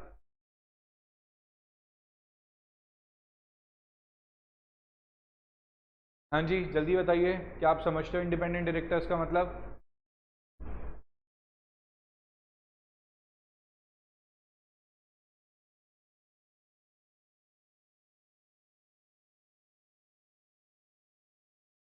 No, whole time. देखो इंडिपेंडेंट डायरेक्टर का मतलब क्या होता है वो समझ लो। एक्चुअली क्या होता है, कंपनीज जो होती है ना, जो केवल कंपनी के लिए एडवाइजरी मैटर्स में ही आते हैं। देखो ऐसे तो प्रोफेशनल डायरेक्टर्स भी बोल सकते हैं, who has to provide guidance and experience. नहीं सुनो मेरी बात, सिर्फ गाइडेंस और एक्सपीरियंस की बात नहीं होती, वो तो है ही, वो तो रिक्वायर्ड है ही। बट एक्चुअली क्या होता है, क्योंकि कंपनी में इतने सारे लोग हैं, कंपनी के इतने सारे शेयर होल्डर्स होते हैं कंपनी के, तो उनके राइट्स के साथ कुछ गलत नहीं हो या कंपनी कुछ गलत ना करे, इसके लिए हम इंश्योर करना चाहते हैं कि कुछ ऐसे इंडिपेंडेंट लोग अगर रहते हैं कंपनी के अंदर तो कंपनी कोई फ्रॉड नहीं करेगी। तो इसके लिए हमने कंडीशन बनाई है इंडिपेंडेंट डायरेक्टर्स की। इंडिपेंडेंट डायरेक्टर्स ऑब्वियसली एजुकेटेड तो होते ही हैं बहुत ज़्यादा, बट इसके अलावा और एडवाइस भी प्रोवाइड करते हैं, बट इसके अलावा कुछ कंडीशंस हैं जो इंडिपेंडेंस इंश्योर करती है। मतलब वो कुछ ऐसी कंडीशन सेटिस्फाई करते हैं जो उनकी इंडिपेंडेंस इंश्योर करती है। इंडिपेंडेंस का मतलब होता है जब आपके बिहेवियर को या आपके ओपिनियन को सामने वाला पर्सन अफेक्ट ना कर सके, उसको इंडिपेंडेंट कहते हैं। और इंडिपेंडेंट आपके ऑडिट में भी आता है, ठीक है। अगर आपने ऑडिट पढ़ा है तो ऑडिट में भी ऑडिटर का इंडिपेंडेंट होना ज़रूरी है, ठीक है। तो इंडिपेंडेंस के लिए गाइडेंस नोट आया हुआ भी है ICAI की तरफ से, institute of chartered accountants of India. अपने इंस्टीट्यूट ने इंडिपेंडेंस के ऊपर क्या करा है, ठीक है, गाइडेंस नोट भी इशू करा है कि इंडिपेंडेंस जो होती है ना, ठीक है, उसका मतलब होता है कि एक जो पर्सन है, ठीक है, वो अपने ओपिनियन को और इंटरेस्ट को सामने वाले पर्सन के ओपिनियन और इंटरेस्ट के लिए चेंज ना करे। One should not subordinate his opinion or interest with the opinion and interest of other people. तो इसको कहते हैं इंडिपेंडेंट। इंडिपेंडेंट डायरेक्टर मतलब एक ऐसा पर्सन जो अपने ओपिनियन और अपने डायरेक्शंस को चेंज नहीं करता दूसरों के बिहेवियर के हिसाब से, यानी कि कंपनी उसे अफेक्ट नहीं कर सकती उसके डिसीजंस को लेके, उसको इंडिपेंडेंट डायरेक्टर कहते हैं। उसके पास कंपनी के मैक्सिमम 2% शेयर्स हो सकते हैं, वो कंपनी का कभी पास्ट एम्प्लॉय नहीं रहा हो, कंपनी का होल टाइम डायरेक्टर नहीं या फुल टाइम डायरेक्टर नहीं रहा हो, उसका कंपनी के साथ और कोई रिलेशन नहीं होना चाहिए in the terms of legal relation, जैसे कि वो लीगल फर्म का या फिर जैसे होता है ना कि लॉ फर्म का वो हो डायरेक्टर हो और उसके बाद कंपनी में अपॉइंट हो जाए, ऐसा नहीं होना चाहिए। वो कंपनी का, ठीक है, CS फर्म का उसमें पर्सन था, पार्टनर था, और फिर कंपनी उसको अपॉइंट करती है, ऐसा भी नहीं होना चाहिए। और उसके अलावा वो कंपनी के चार्टर्ड अकाउंटेंट्स की जो फर्म्स थी उनका कोई वो था, पर्सन था, मेंबर था या फर्म का पार्टनर था, ठीक है, वो यहाँ पे नहीं आएगा। तो ये चीज़ें बोल रहा है कि भाई वो किसी भी तरीके से क्या नहीं होना चाहिए, कंपनी के अंदर किसी भी तरीके से एसोसिएट नहीं होना चाहिए इस तरीके से। कंपनी ने उसे इंडिपेंडेंटली अपॉइंट करा हो कि तुम सबसे अलग हो, तुम इंडिपेंडेंट हो, तुम्हारे पूरे परिवार के ने हमारे शेयर्स नहीं खरीद रखे, ठीक है, मैक्सिमम शेयर होल्डिंग 2% है, तुम्हारे घर से कोई भी हमारे यहाँ पे क्या नहीं रहा है, कभी एम्प्लॉय नहीं रहा है, तुम भी हमारे यहाँ पे एम्प्लॉय नहीं थे, अच्छा थे अगर तो भी कम से कम डिसकनेक्टेड हुए 3 साल हो गए, तो वो जो पर्सन है वो कंपनी से डिसकनेक्टेड होना चाहिए किसी भी मैनर में, ठीक है।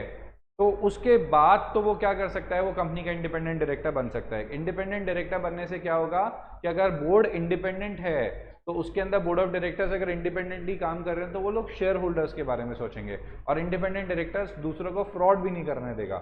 अच्छा, इंडिपेंडेंट डायरेक्टर्स जो होता है वो एक पार्ट टाइम डायरेक्टर होता है। 2 तरीके के डायरेक्टर्स होते हैं, full time director and part time director. Full time director जो कंपनी में सारे टाइम होता है, कंपनी को संभालने के लिए, मैनेज करने के लिए, हमेशा ध्यान रखने के लिए, उसको फुल टाइम डायरेक्टर कहते हैं। और पार्ट टाइम डायरेक्टर जो कंपनी की सिर्फ बोर्ड मीटिंग्स में, स्पेशल मीटिंग्स के अंदर ही आता है। तो इंडिपेंडेंट डायरेक्टर एक पार्ट टाइम डायरेक्टर है।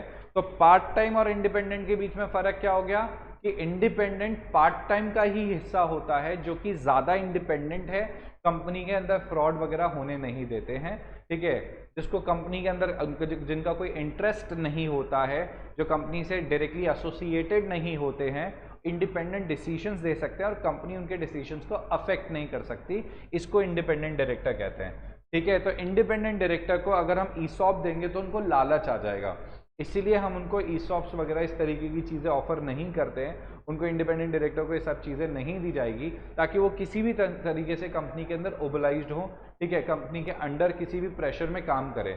इसके लिए हम उनको ऐसे कोई ऑफर देते ही नहीं है। तो सर इंडिपेंडेंट डायरेक्टर की सैलरी, हाँ बिल्कुल मिलती है, जो बोर्ड ऑफ डायरेक्टर्स को नेट प्रॉफिट का 11% डिवाइड किया जाता है, दिया जाता है, नेट प्रॉफिट का 11%। तो उस हिसाब से इंडिपेंडेंट डायरेक्टर्स को भी दिया जाता है पैसा, उनकी सैलरी फिक्स कर दी जाती है, ठीक है, बस वही उनको दिया जाएगा। और मीटिंग अटेंड करने के लिए जो खर्चा होता है वो पैसा उनको दिया जाता है, बस ये 2 चीज़ें उनको दी जाती है, इसके अलावा कुछ भी उनको नहीं दिया जाता। क्लैरिटी है ना। और ये बोलता है उसके अलावा बोलते हैं एम्प्लॉई को दिया जाएगा, सब्सिडियरी के लिए सब्सिडियरी का एम्प्लॉई हो तो भी दिया जाएगा, होल्डिंग का एम्प्लॉई हो तो भी दिया जाएगा, और हमारी कंपनी का एम्प्लॉई हो तो दिया ही जाएगा ऑब्वियसली। ठीक है, ऑफर सब्सिडियरी इन इंडिया, ठीक है, आउटसाइड इंडिया और होल्डिंग कंपनी, समझ गए, सबको दिया जाएगा ये ऑफर। आगे लिखा हुआ है but does not include an employee who is a promoter or a person belonging to the promoter group. Promoters को नहीं दिया जाएगा भाई, ये एम्प्लॉयज के लिए है, कंपनी के मालिकों के लिए नहीं, जिसने कंपनी चालू करी थी उनको भी आप यहाँ पे ऑफर कर रहे हो। अरे एक काम करो, प्रमोटर को दे दो तो शेयर होल्डर्स को भी दे दो ना यार, ऐसा थोड़ी कर सकते हैं। तो प्रमोटर या प्रमोटर ग्रुप के लोगों को नहीं दिया जाएगा सर, मगर वो प्रमोटर कंपनी का आप डायरेक्टर बना हुआ, प्रमोटर है क्या ये बता दो आप, तो सिंपल सी बात है। ठीक है, मेजर पार्ट है promoter, if he is a promoter तो उसको नहीं ऑफर करेंगे, मतलब नहीं करेंगे, बात खत्म। Okay, director who either himself और थ्रू हिज रिलेटिव और through any body corporate directly indirectly holds more than 10% of the shares of the company, जिसके पास कंपनी के सिग्निफिकेंट बेनिफिशियल ओनरशिप है, मतलब 10% ओनरशिप है, तो उसको भी सॉरी ऑफर नहीं करते। उसको क्या दिक्कत है, क्या करेगा वो 100 200 और 500 शेयर्स का, समझ रहे हो।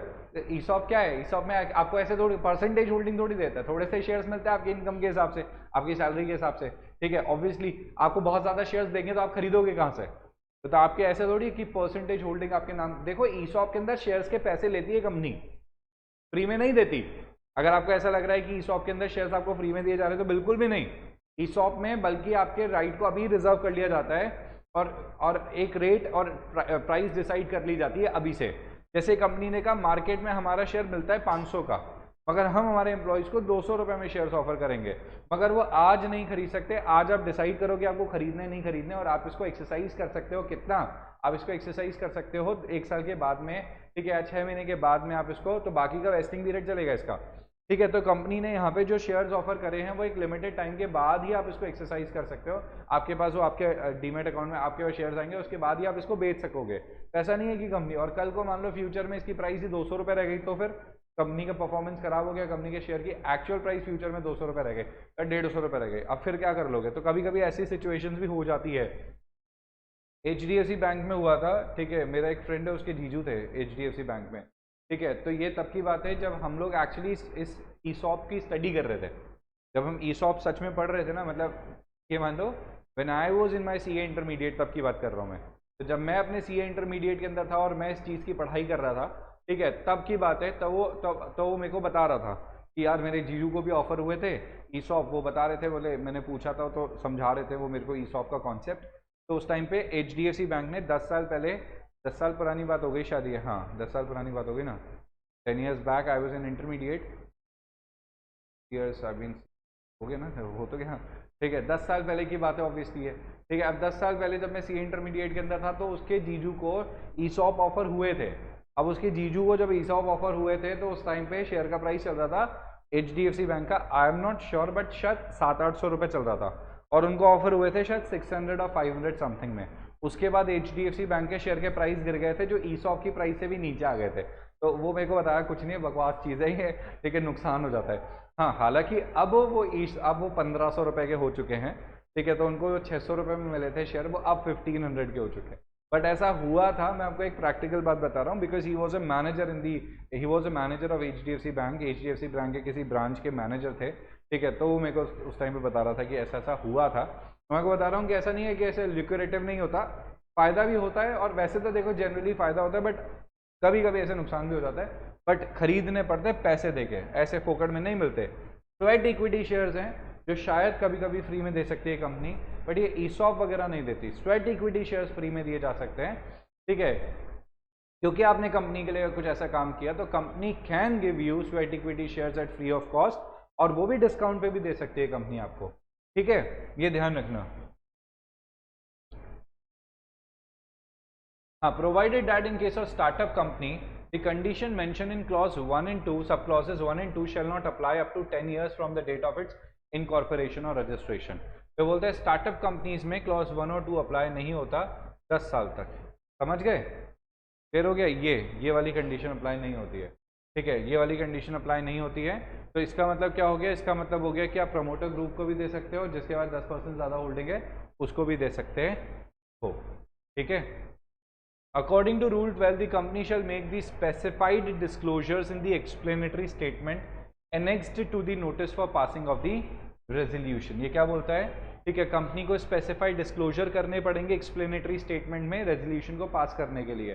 तो कंपनी को सारी डिटेल बतानी पड़ेगी, कौन सा ऑप्शन दे रहे हैं, कितने में दे रहे हैं, एक्सरसाइज प्राइस क्या है, वेस्टिंग पीरियड क्या है, कब ऑफर आएगा, ठीक है, कब ये खरीद सकते हैं, कितने टाइम में खरीद सकते हैं, कंपनी की पोजीशन कैसी है, कौन कौन से टाइप्स के एम्प्लॉयज़ को, कितने नंबर ऑफ एम्प्लॉयज़ को कितने शेयर्स दे रहे हैं, कंपनी इस खर्चे को कितने टाइम में राइट ऑफ करेगी, क्योंकि कंपनी का नुकसान हो रहा है तो कंपनी शेयर की प्राइस को कितने टाइम में राइट ऑफ करेगी, कैसे क्या करेगी, सारी चीज़ों के बारे में डिटेल में बताना ज़रूरी होता है एक्सप्लेनेटरी स्टेटमेंट के अंदर। और ईएस तो एक्सप्लेनेटरी स्टेटमेंट समझते हैं ना आप लोग? हाँ जी, नहीं पता? हाँ, इधर बाकी लोगों को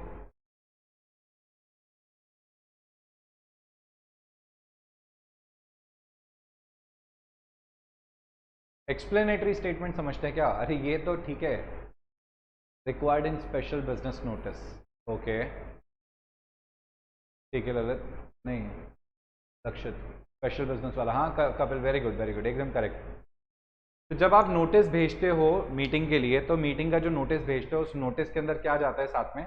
मीटिंग का जब हम नोटिस भेजते हैं, तो मैंने मीटिंग के लिए नोटिस भेजा कि ठीक है भाई मैं नोटिस भेज रहा हूँ, ठीक है, मीटिंग ऑर्गेनाइज करनी है मुझे, है ना? तो जब मुझे मीटिंग ऑर्गेनाइज करनी है, तो मीटिंग ऑर्गेनाइज, ठीक है, करने के लिए तो आपकी जनरल मीटिंग होती है, एजीएम या EGM.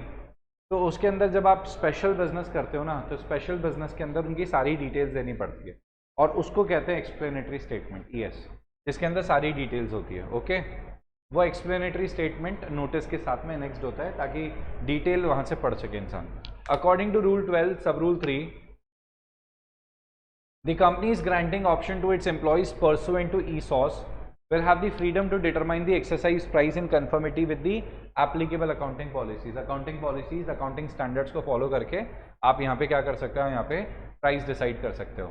okay, according to rule 12(6) there shall be a minimum period of 1 year between the granting of options and vesting of options। देख लिया ना, एक साल का गैप तो होना ही चाहिए, ठीक है, ऑप्शन दिया और आपके पास मिला।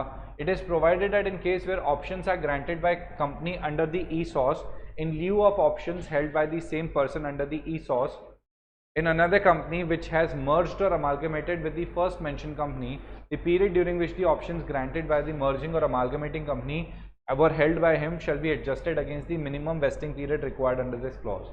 ये बोलता है कि आप किसी एक्स कंपनी के अंदर शेयर वो थे, एम्प्लॉय थे, और उसको किसी वाई कंपनी ने खरीद लिया। अब वो जो जितने पीरियड पे आप उस कंपनी के अंदर एम्प्लॉय थे, वो पीरियड यहाँ पे एडजस्ट हो जाएगा और माइनस करके फिर जो रिमेनिंग पीरियड है उतना ही आपको रुकना पड़ेगा। मतलब मैं एक कंपनी में नौकरी कर रहा था, जॉब कर रहा था, वहाँ पे मेरे को ESOS ऑफर हुए, ठीक है, तो अब मेरे को जो एम्प्लॉय स्टॉक ऑप्शन स्कीम्स में जो शेयर्स ऑफर हुए हैं, 2000 शेयर्स ऑफर हुए हैं मान लो, ठीक है, आई वाज ऑफर 2000 शेयर्स, मेरे को 2000 शेयर्स ऑफर करे। अब मेरे को 2000 शेयर्स जो ऑफर करे कंपनी ने, समझना बात को, उस 2000 शेयर्स के साथ ऐसा हुआ 2000 शेयर्स ऑफर करे और कंपनी ने, एक कंपनी ने दूसरी कंपनी को खरीद लिया। अब जैसे कि एग्जांपल देता हूँ मैं आपको, ICICI बैंक ने बैंक ऑफ राजस्थान को खरीदा था, उसी तरीके से बैंक ऑफ बड़ौदा ने अभी नहीं, हाँ, बैंक ऑफ बड़ौदा ने विजया बैंक को और शायद इलाहाबाद बैंक को एक्वायर कर लिया, और SBI के अंडर उसके जो बाकी के जो थे ना, SBBJ, state bank of Patiala, वो उसके अंदर मर्ज हो गए, है ना। मान लो मैं SBBJ में काम करता था, state bank of Bikaner and Jaipur में काम करता था, वहाँ पे मुझे ESOPs मिले और वो कंपनी चली गई SBI के अंदर। तो जब मेरे को SBI के, क्योंकि अब SBBJ तो है नहीं, अब तो SBI के शेयर्स मिलने वाले हैं मेरे को, अब जो मेरे को SBI के शेयर्स मिलेंगे, तो SBI के शेयर्स जब मिलेंगे तो वो 6 महीने का जो वेस्टिंग पीरियड है उसको हटाने के बाद, उसको एडजस्ट करने के बाद मुझे वो ऑफर कंटिन्यू मिलेगा। समझ आ गया? The company shall have the freedom to specify the lock in period for the shares, ठीक है, lock in period company specify कर सकती है कि भैया तुम्हें शेयर्स मिलेंगे, उसके बाद लॉक इन पीरियड है, इतने टाइम तक उसे बेच नहीं सकते। The employee shall not have right to receive any dividend or vote in any manner enjoy the benefit as a shareholder in respect of option granted to him till the shares are issued on exercise of the option।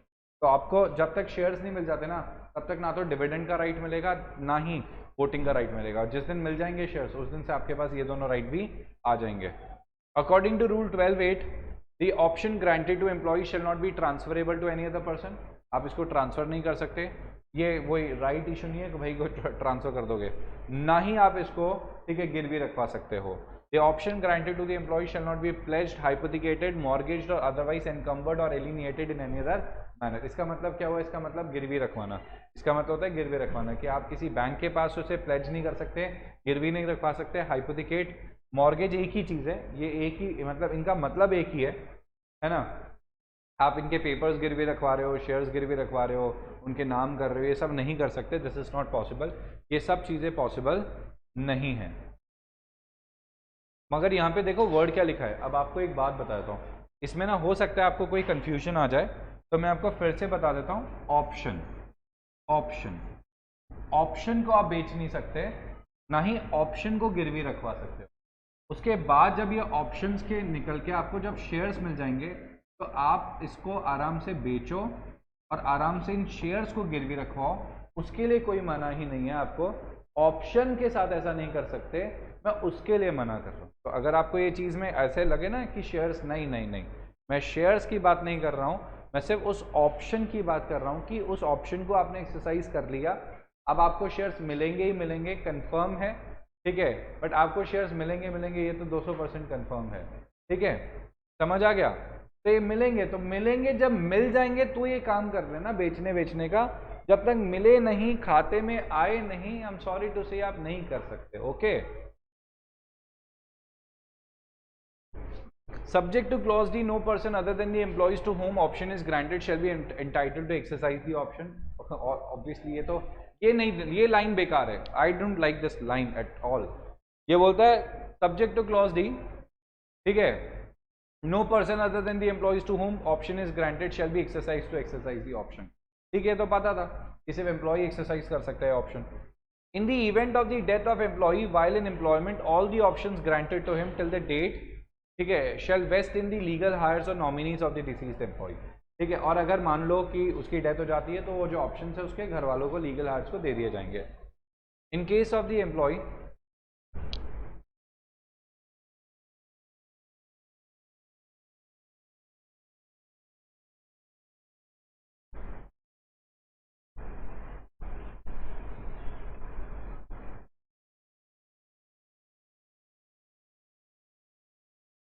ना एक बार please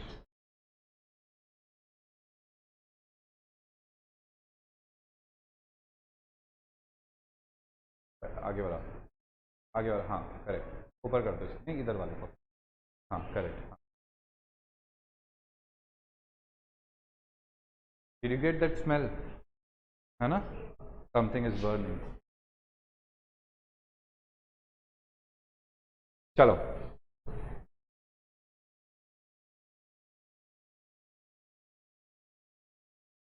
in case the employee suffers a permanent incapacity while in employment, मतलब कुछ permanent incapacity हो जाती है। Permanent incapacity का मतलब accident वगैरह हो गया, ठीक है, कुछ इस तरीके के इश्यूज हो गए व्हाइल इन द एम्प्लॉयमेंट, जब वो नौकरी कर रहा था। All the options granted to him as on the date of permanent incapacitation shall vest in him on that day only.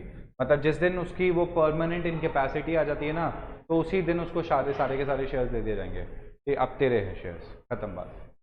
Okay, in the event of resignation or termination of employment all options not vested in the employee as on that day shall expire। मतलब अब आप नौकरी छोड़ के जा रहे हो, अभी 3 महीने बचे हैं, 3 महीने बाद आपके अकाउंट में शेयर्स आएंगे, 3 महीने पहले नौकरी छोड़ के चले गए, कैंसिल, नो शेयर्स नहीं देंगे। दूसरा, however the employee can exercise the option granted to him which are vested within the period specified in this behalf subject to the terms and conditions under the granting scheme as approve by the board. Actually दूसरा option ये भी होता है कि आपको shares मिल गए, but जैसे अगर आपने नौकरी छोड़ दी तो आप उसको बेच नहीं सकते उस ड्यूरेशन में, ठीक है, जब तक कि बोर्ड ऑफ डायरेक्टर्स ने बोल रखा है। नौकरी तो छोड़ दी बट आप उसको बेच नहीं सकते दूसरी कंपनी के शेयर्स, आपको शेयर्स मिल भी गए बट आप उसे बेच नहीं सकते। Dispatch of notice to the existing share holders, existing share holders को आप नोटिस भेजेंगे, ये सेम पॉइंट है। एग्जिस्टिंग शेयर होल्डर्स को आप नोटिस भेजने वाले हैं, किस चीज़ का नोटिस, ये देखो भैया ये नोटिस है, ये हमने शेयर होल्डर, ये हम एग्जिस्टिंग शेयर होल्डर्स को बता देंगे कि हम हमारे एम्प्लॉयज़ को शेयर्स ऑफर करने वाले हैं। तो section 62 subsection 2 requires that the notice referred in sub clause 1 of clause A of subsection 1 shall be dispatched through registered post or speed post or through electronic mode or courier or any other mode having proof of delivery to all the existing shareholders at least 3 days before opening of the issue. 3 दिन पहले बताना पड़ेगा. Exception according to section 62(3), section 62 shall not apply to increase of subscribed capital of a company caused by an exercise of option attached to the debentures issued. Actually ये कहाँ apply नहीं होता, ये तब अप्लाई नहीं होता जब जैसे अब आपने डिबेंचर्स इशू करे और डिबेंचर्स कौन से कन्वर्टेबल डिबेंचर्स हैं, FCDs है, फुली कन्वर्टेबल डिबेंचर्स है और एक्चुअली वो कन्वर्ट हो गया तो हो गए खत्म बात. उसके लिए शेयर्स बढ़ रहे हैं तो उसके लिए पूछने की ज़रूरत नहीं है. It is provided that the terms of the issue of such debentures or loan containing such an option have been approved before the issue of such debentures or the raising of loan by special resolution pass by the company in general meeting. तो इसके लिए क्या करना चाहिए, ये बोलता है जो आप इशू कर रहे हो debentures or loan containing such option having been approved before the issue of such debentures or the raising of loan by SR pass by the company in general meeting.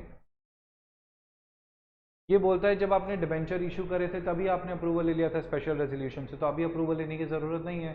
तो पहले पूछ चुके हो तो अब क्यों पूछना है. ठीक है, fine. Conversion of debentures or loan into shares according to the section 62 subsection 4 where any debenture has been issued, जब आप कंपनी ने डिबेंचर इशू करे और loan has been obtained from any government by a company, if the government consider it is necessary in the public interest to do so, it may by order direct that such debentures, ठीक है, or loans or any part thereof shall be converted into shares in the company on such terms and conditions as appears to the government to be reasonable in circumstances of the case, even if the terms of issue of such debentures or raising of such loans do not include terms of provisions for providing for an option for conversion. Actually क्या होता है देखो, अब इसमें ना दो चीज़ें हैं. देखो एक बात बताता हूँ, अगर आपके डिबेंचर्स कन्वर्टेबल हैं तो कोई दिक्कत नहीं है, किसी से कुछ पूछने की ज़रूरत नहीं है क्योंकि नए शेयर्स आएंगे और उसके लिए हम पहले से अप्रूवल ले चुके हैं. जब भी हम OCDs optionally convertible debentures, PCDs partially convertible debentures या FCDs फुली कन्वर्टेबल डिबेंचर्स, 3 तरीके के डिबेंचर्स हैं जो कन्वर्ट होते हैं. ठीक है, OCDs, PCDs एंड ठीक है FCDs. OCDs मतलब ऑप्शनली कन्वर्टेबल, मतलब आपके पास ऑप्शन है, आप अगर हाँ करते हो तो कन्वर्ट कर देंगे. PCDs मतलब पार्शली कन्वर्टेबल, ठीक है, थोड़ा कन्वर्ट करेंगे, थोड़े का पैसा दे देंगे. और FCDs फुली कन्वर्टेबल. तो इसके लिए हम पहले से अप्रूवल ले चुके हैं तो उसके लिए अप्रूवल लेने की ज़रूरत नहीं है. बट कभी आपने डिबेंचर इशू करे या लोन लिया गवर्नमेंट से, किससे, गवर्नमेंट से, तो अगर आप लोन लेते हो या इशू करते हो शेयर्स वगैरह गवर्नमेंट को तो ना सिचुएशन चेंज हो जाती है. तो सिचुएशन में चेंजेस आ जाते हैं. तो सिचुएशन में क्या होता है, जब अपन ऐसा काम करते हैं ना, जब गवर्नमेंट के साथ ऐसा अपन करते हैं तो उस कंडीशन में क्या सिचुएशन रहती है वो मैं आपको समझा देता हूँ. कंडीशन में ऐसा होता है कि अगर आप एक गवर्नमेंट के साथ ऐसा करते हो तो गवर्नमेंट के पास एक, अच्छा गवर्नमेंट को मैंने ठीक है वो इशू करे हैं NCDs मतलब नॉन कन्वर्टेबल डिबेंचर, या गवर्नमेंट से लोन ले लिया जिसके ऊपर तो इक्विटी की कोई बात ही नहीं थी, फिर भी गवर्नमेंट को लगता है कि पब्लिक इंटरेस्ट के लिए उनको इसको कन्वर्ट करवा देना चाहिए और इसकी जगह कंपनी के शेयर्स ले लेने चाहिए. तो गवर्नमेंट आपको बोल सकती है कि भाई साहब अब आप मेरे को जो पैसा दे रहे थे पैसा मत दो, कन्वर्ट कर दो इनको इक्विटी शेयर्स के अंदर और मेरे को इक्विटी शेयर्स चाहिए कंपनी के. कंपनी को क्या है, कंपनी के पास फिर ऑप्शन नहीं होता क्योंकि गवर्नमेंट ने बोला है तो गवर्नमेंट के लिए उनको शेयर्स को कन्वर्ट करके देना पड़ेगा. मगर एक उनके पास ऑप्शन है, इसमें लिखा हो नहीं लिखा हो पता नहीं, बट वो NCLT के पास जा सकते हैं. अगर उनको लगता है कि नहीं गवर्नमेंट को नहीं देने शेयर्स तो NCLT के पास जाके इस चीज़ को चैलेंज कर सकते हैं. बट अदरवाइज तो कोई दिक्कत नहीं है. समझ गए. तो गवर्नमेंट को अगर लगता है कि तो डिबेंचर्स और इन सबको कन्वर्ट करवा सकते हैं, भले उनमें ऑप्शन नहीं था, NCDs थे, नॉन कन्वर्टेबल डिबेंचर्स थे, तो भी इसको क्या करवाया जा सकता है, कन्वर्ट करवाया जा सकता है. बताओ क्या दिक्कत है क्या. Term of conversion not acceptable to the company. आगे नहीं पॉइंट ये तो रहा. It is provided that where the terms and conditions of such conversion are not acceptable to the company. अब कंपनी के साथ ये हो सकता है गवर्नमेंट बोल रही है कि भैया आपके 1 करोड़ के डिबेंचर्स हैं उसको 1.25 करोड़ के इक्विटी शेयर्स दे दो. कंपनी बोलती है सर नहीं सर 1 करोड़ तक के इक्विटी शेयर्स दे सकते हैं सर क्योंकि यहाँ पे 1.25 करोड़ वाले कोई बात नहीं होने वाली सर अपने आप. और नहीं सर ऐसी कोई बात हुई थी, मैं क्यों दूँ ज़्यादा आपको. नहीं मतलब आपने बोला 1 करोड़ के 1 करोड़ तो समझ में भी आता है कि ओके फाइन एक्सेप्टेबल है, बट सर 1 करोड़ के 1.25 करोड़ नहीं सर मेरे को सर ये कंडीशन एक्सेप्टेबल नहीं है. बोले गवर्नमेंट को मना करोगे तुम इतने बड़े हो गए, तुम समझ रहे हो ना, गवर्नमेंट को मना करोगे तुम, इतनी हिम्मत. बोले सर आप तो जबरदस्ती कर रहे हो. बोले हाँ कर रहे हैं, चलो अपन ट्रिब्यूनल चलते. तो अपन चले जाएंगे किसके पास, ट्रिब्यूनल के पास. गवर्नमेंट के ऊपर होती है जुडिशरी, जुडिशरी गवर्नमेंट के ऊपर होती है. गवर्नमेंट के ऊपर होती है। जो अपने ना जुडिशरीज हैं, सुप्रीम कोर्ट के जो जज हैं, वो प्राइम मिनिस्टर को भी डांट लगा सकते हैं। सुप्रीम कोर्ट के जज है वो चीफ मिनिस्टर को तो डांट लगाते रहते हैं। चीफ मिनिस्टर ऑफ दिल्ली है ना, ठीक है, उन्होंने तो अभी रिसेंट में डांट खाई थी, ठीक है, सुप्रीम कोर्ट के जज से। बोले आप ये क्या बोलते जाते हो यार, गलत बात है, से सॉरी, गलत बात है। फिर उन्होंने दूसरे मिनिस्टर को सॉरी लेटर रिटर्न में भेजा था। वो एक्चुअली क्या है, जो अपने ट्रांसपोर्टेशन मिनिस्टर हैं, ट्रांसपोर्टेशन मिनिस्टर ही है ना, हाँ, अशोक गडकरी, ठीक है, तो अशोक गडकरी के ऊपर दिल्ली सीएम ने चार्जेस लगा दिए थे करप्शन के। उसके बाद सुप्रीम कोर्ट के पास मैटर गया, सुप्रीम कोर्ट ने देखा, बोले सर आप ये क्या करते रहते हैं, ऐसा कुछ भी कोई केस नहीं है इस तरीके का, कोई करप्शन का केस नहीं है, ना तो उन्होंने घूस लिए कुछ लिया है, ठीक है, से सॉरी टू हिम, ठीक है, छोटे बच्चों के सॉरी सॉरी ऐसे लिख के तो वो लिखित में सॉरी मांगते हैं ये लोग, ठीक है। ये चैनलाइज, ये तो बहुत इंपॉर्टेंट है। अगर आप किसी के ऊपर इस तरीके का एलिगेशन नहीं लगा सकते ना, डिफेमेशन का केस हो जाता है। इसलिए it is provided that where the terms and conditions of the conversion are not acceptable to the company, it may within 60 days from the date of communication of such order, ठीक है, उस order के 60 दिन के अंदर अंदर appeal कर देंगे ट्रिब्यूनल को, एनसीएलटी के पास, and shall after hearing the company and the government passes the order as in deems fit. फिर उसके बाद सारी पावर किसके पास, एनसीएलटी के पास। एनसीएलटी देखेगी, सोचेगी, समझेगी और उसके बाद ऑर्डर पास कर देगी। समझ आ गया। Consideration of terms and conditions of conversion by the government. Section 62(5) requires that in determining the terms and conditions of conversion, the government shall have due regard to the financial position of the company. Company के financial position का ध्यान रखेगी। The terms of issued debentures or loans, as the case may be, the rate of interest payable on such debentures or loans, and such other matters as it may consider necessary. Okay? तो जो भी consider इनको जो भी सही लगता है वो उस हिसाब से काम कर देंगे। Okay? If required, memorandum needs to be altered to accommodate increased share capital. अब ये बोलता है, अब देखो, अब दिक्कत क्या हुई, सरकार ने आके बोल दिया कि हमें शेयर्स चाहिए, और चलो मान लो हमने सरकार की बात मान ली, आप मानो हमने सरकार की बात मान ली, अब ठीक है मान लेते हैं। अब हमने हमारी ऑथराइज शेयर कैपिटल को उठा के देखा तो हमारे ऑथराइज शेयर कैपिटल में शेयर्स ही नहीं थे भाई, ऑथराइज शेयर कैपिटल में शेयर्स ही नहीं थे, तो कैसे इशू करें। तो according to 62 subsection 6 where the government has by an order made under subsection 4, जो ऊपर जो ऑर्डर आया ना सरकार का, कौन सा ऑर्डर आया है, मेरे को शेयर्स चाहिए, मैंने कहा ठीक है, directed that any debenture or loan or any part thereof shall be converted into shares and where no appeal has been preferred to the tribunal. आप समझो, सरकार ने कहा मेरे को डिबेंचर के बदले, लोन के बदले पैसे चाहिए, वो इक्विटी शेयर्स चाहिए। दूसरा पॉइंट बोल रहा है उसके अगेंस्ट हमने कोई अपील फाइल नहीं करी। तीसरा पॉइंट बोलता है अपील फाइल करी होगी मगर मान लो वो रिजेक्ट हो गई, अब क्या करोगे, ऐसा भी तो लिखा होगा ना, लिखा होगा तीसरा पॉइंट, है ना, देखना वेयर सच, ये लाइन देखना, डिबेंचर और लोन, ठीक है, shall be converted into shares and where no appeal has been preferred to the tribunal or where such appeal has been dismissed, समझ आ गया। तो या तो आपने अपील फाइल ही नहीं करी या करी तो भी वो डिसमिस हो गई, तो क्या करना पड़ेगा, the memorandum of the company shall where order has been effect to increase the authorised share capital shall stand altered and the authorized share capital of such company shall stand increased by an amount equal to the amount of the value of shares which debentures or loan or part thereof has been converted into, मतलब जितने से आपने share capital को दिया है सरकार को, जितने शेयर्स इशू करने हैं सरकार को, ठीक है, उतने से आपकी ऑथराइज्ड कैपिटल ऑटोमेटिकली इंक्रीज्ड हो गई, ऐसा मान लिया जाएगा। सिंपल।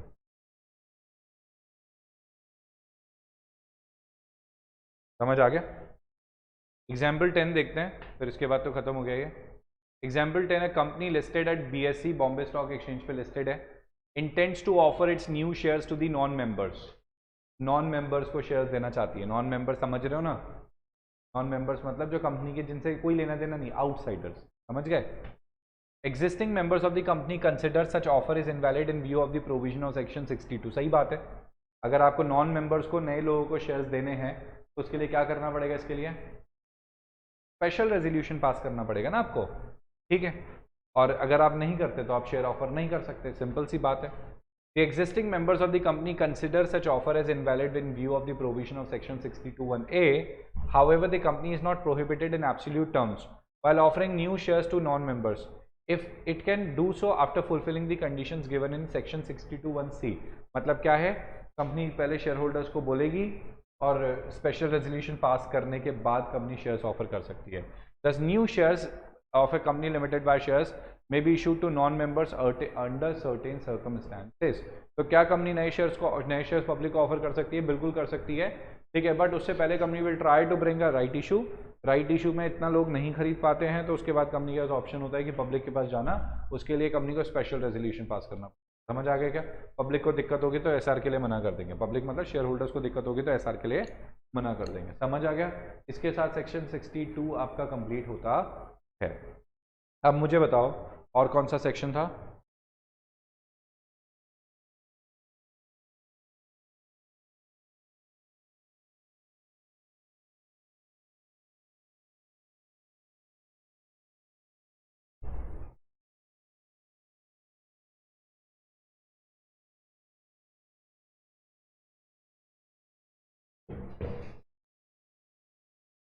Sixty six, 67, 71।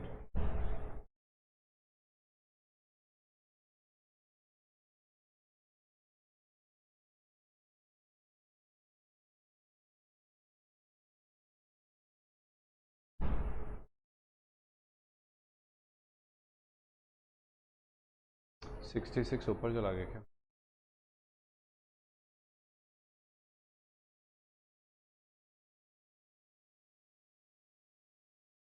हाँ भव्य, अगर क्रेडिटर्स नॉन मेंबर्स हैं, उनको अगर आप शेयर इशू करते हो, ठीक है, तो उनके लिए एसआर बिल्कुल पास करना पड़ेगा, ठीक है, सेटलमेंट के अंदर, है ना? तो बिल्कुल पास करना पड़ेगा।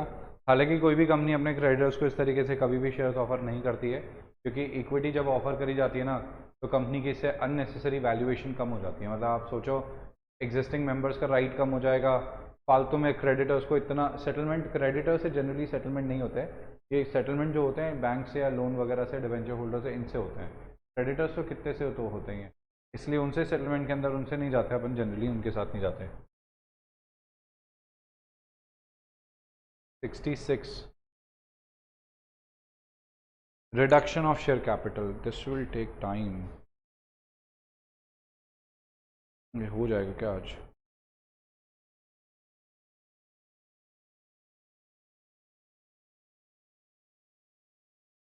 इसको कल ही करेंगे, मतलब अब next class, let's keep a class on Monday, ठीक है, मंडे को क्लास रखते हैं, ठीक है। आज भी आपकी मैंने 1.5 आवर्स की क्लास ही लगाई थी, है ना, because I have class next to this, तो मेरे को लंच का टाइम नहीं मिल पाता, इसलिए तो मैंने क्लास, इसलिए मैंने 1.5 आवर्स के लिए बोला था। तो अपन ना अमेंडमेंट का लेक्चर कब लोगे? 66, 67 और 71 कंप्लीट कर देते हैं मेरे हिसाब से, शायद नेक्स्ट क्लास में, या मैक्सिमम उसकी नेक्स्ट क्लास में ख़त्म हो जाएगी। उसके बाद अपन क्या करेंगे? उसके बाद अपन अमेंडमेंट का लेक्चर ले आएंगे 2-3 दिन के बाद उसके, ओके। एंड देन आपके डाउट्स भी मैं साथ में सॉल्व कर देता हूँ, ठीक है। चलो फाइन, तो क्लास वाइंड अप करते हैं guys, thank you so much.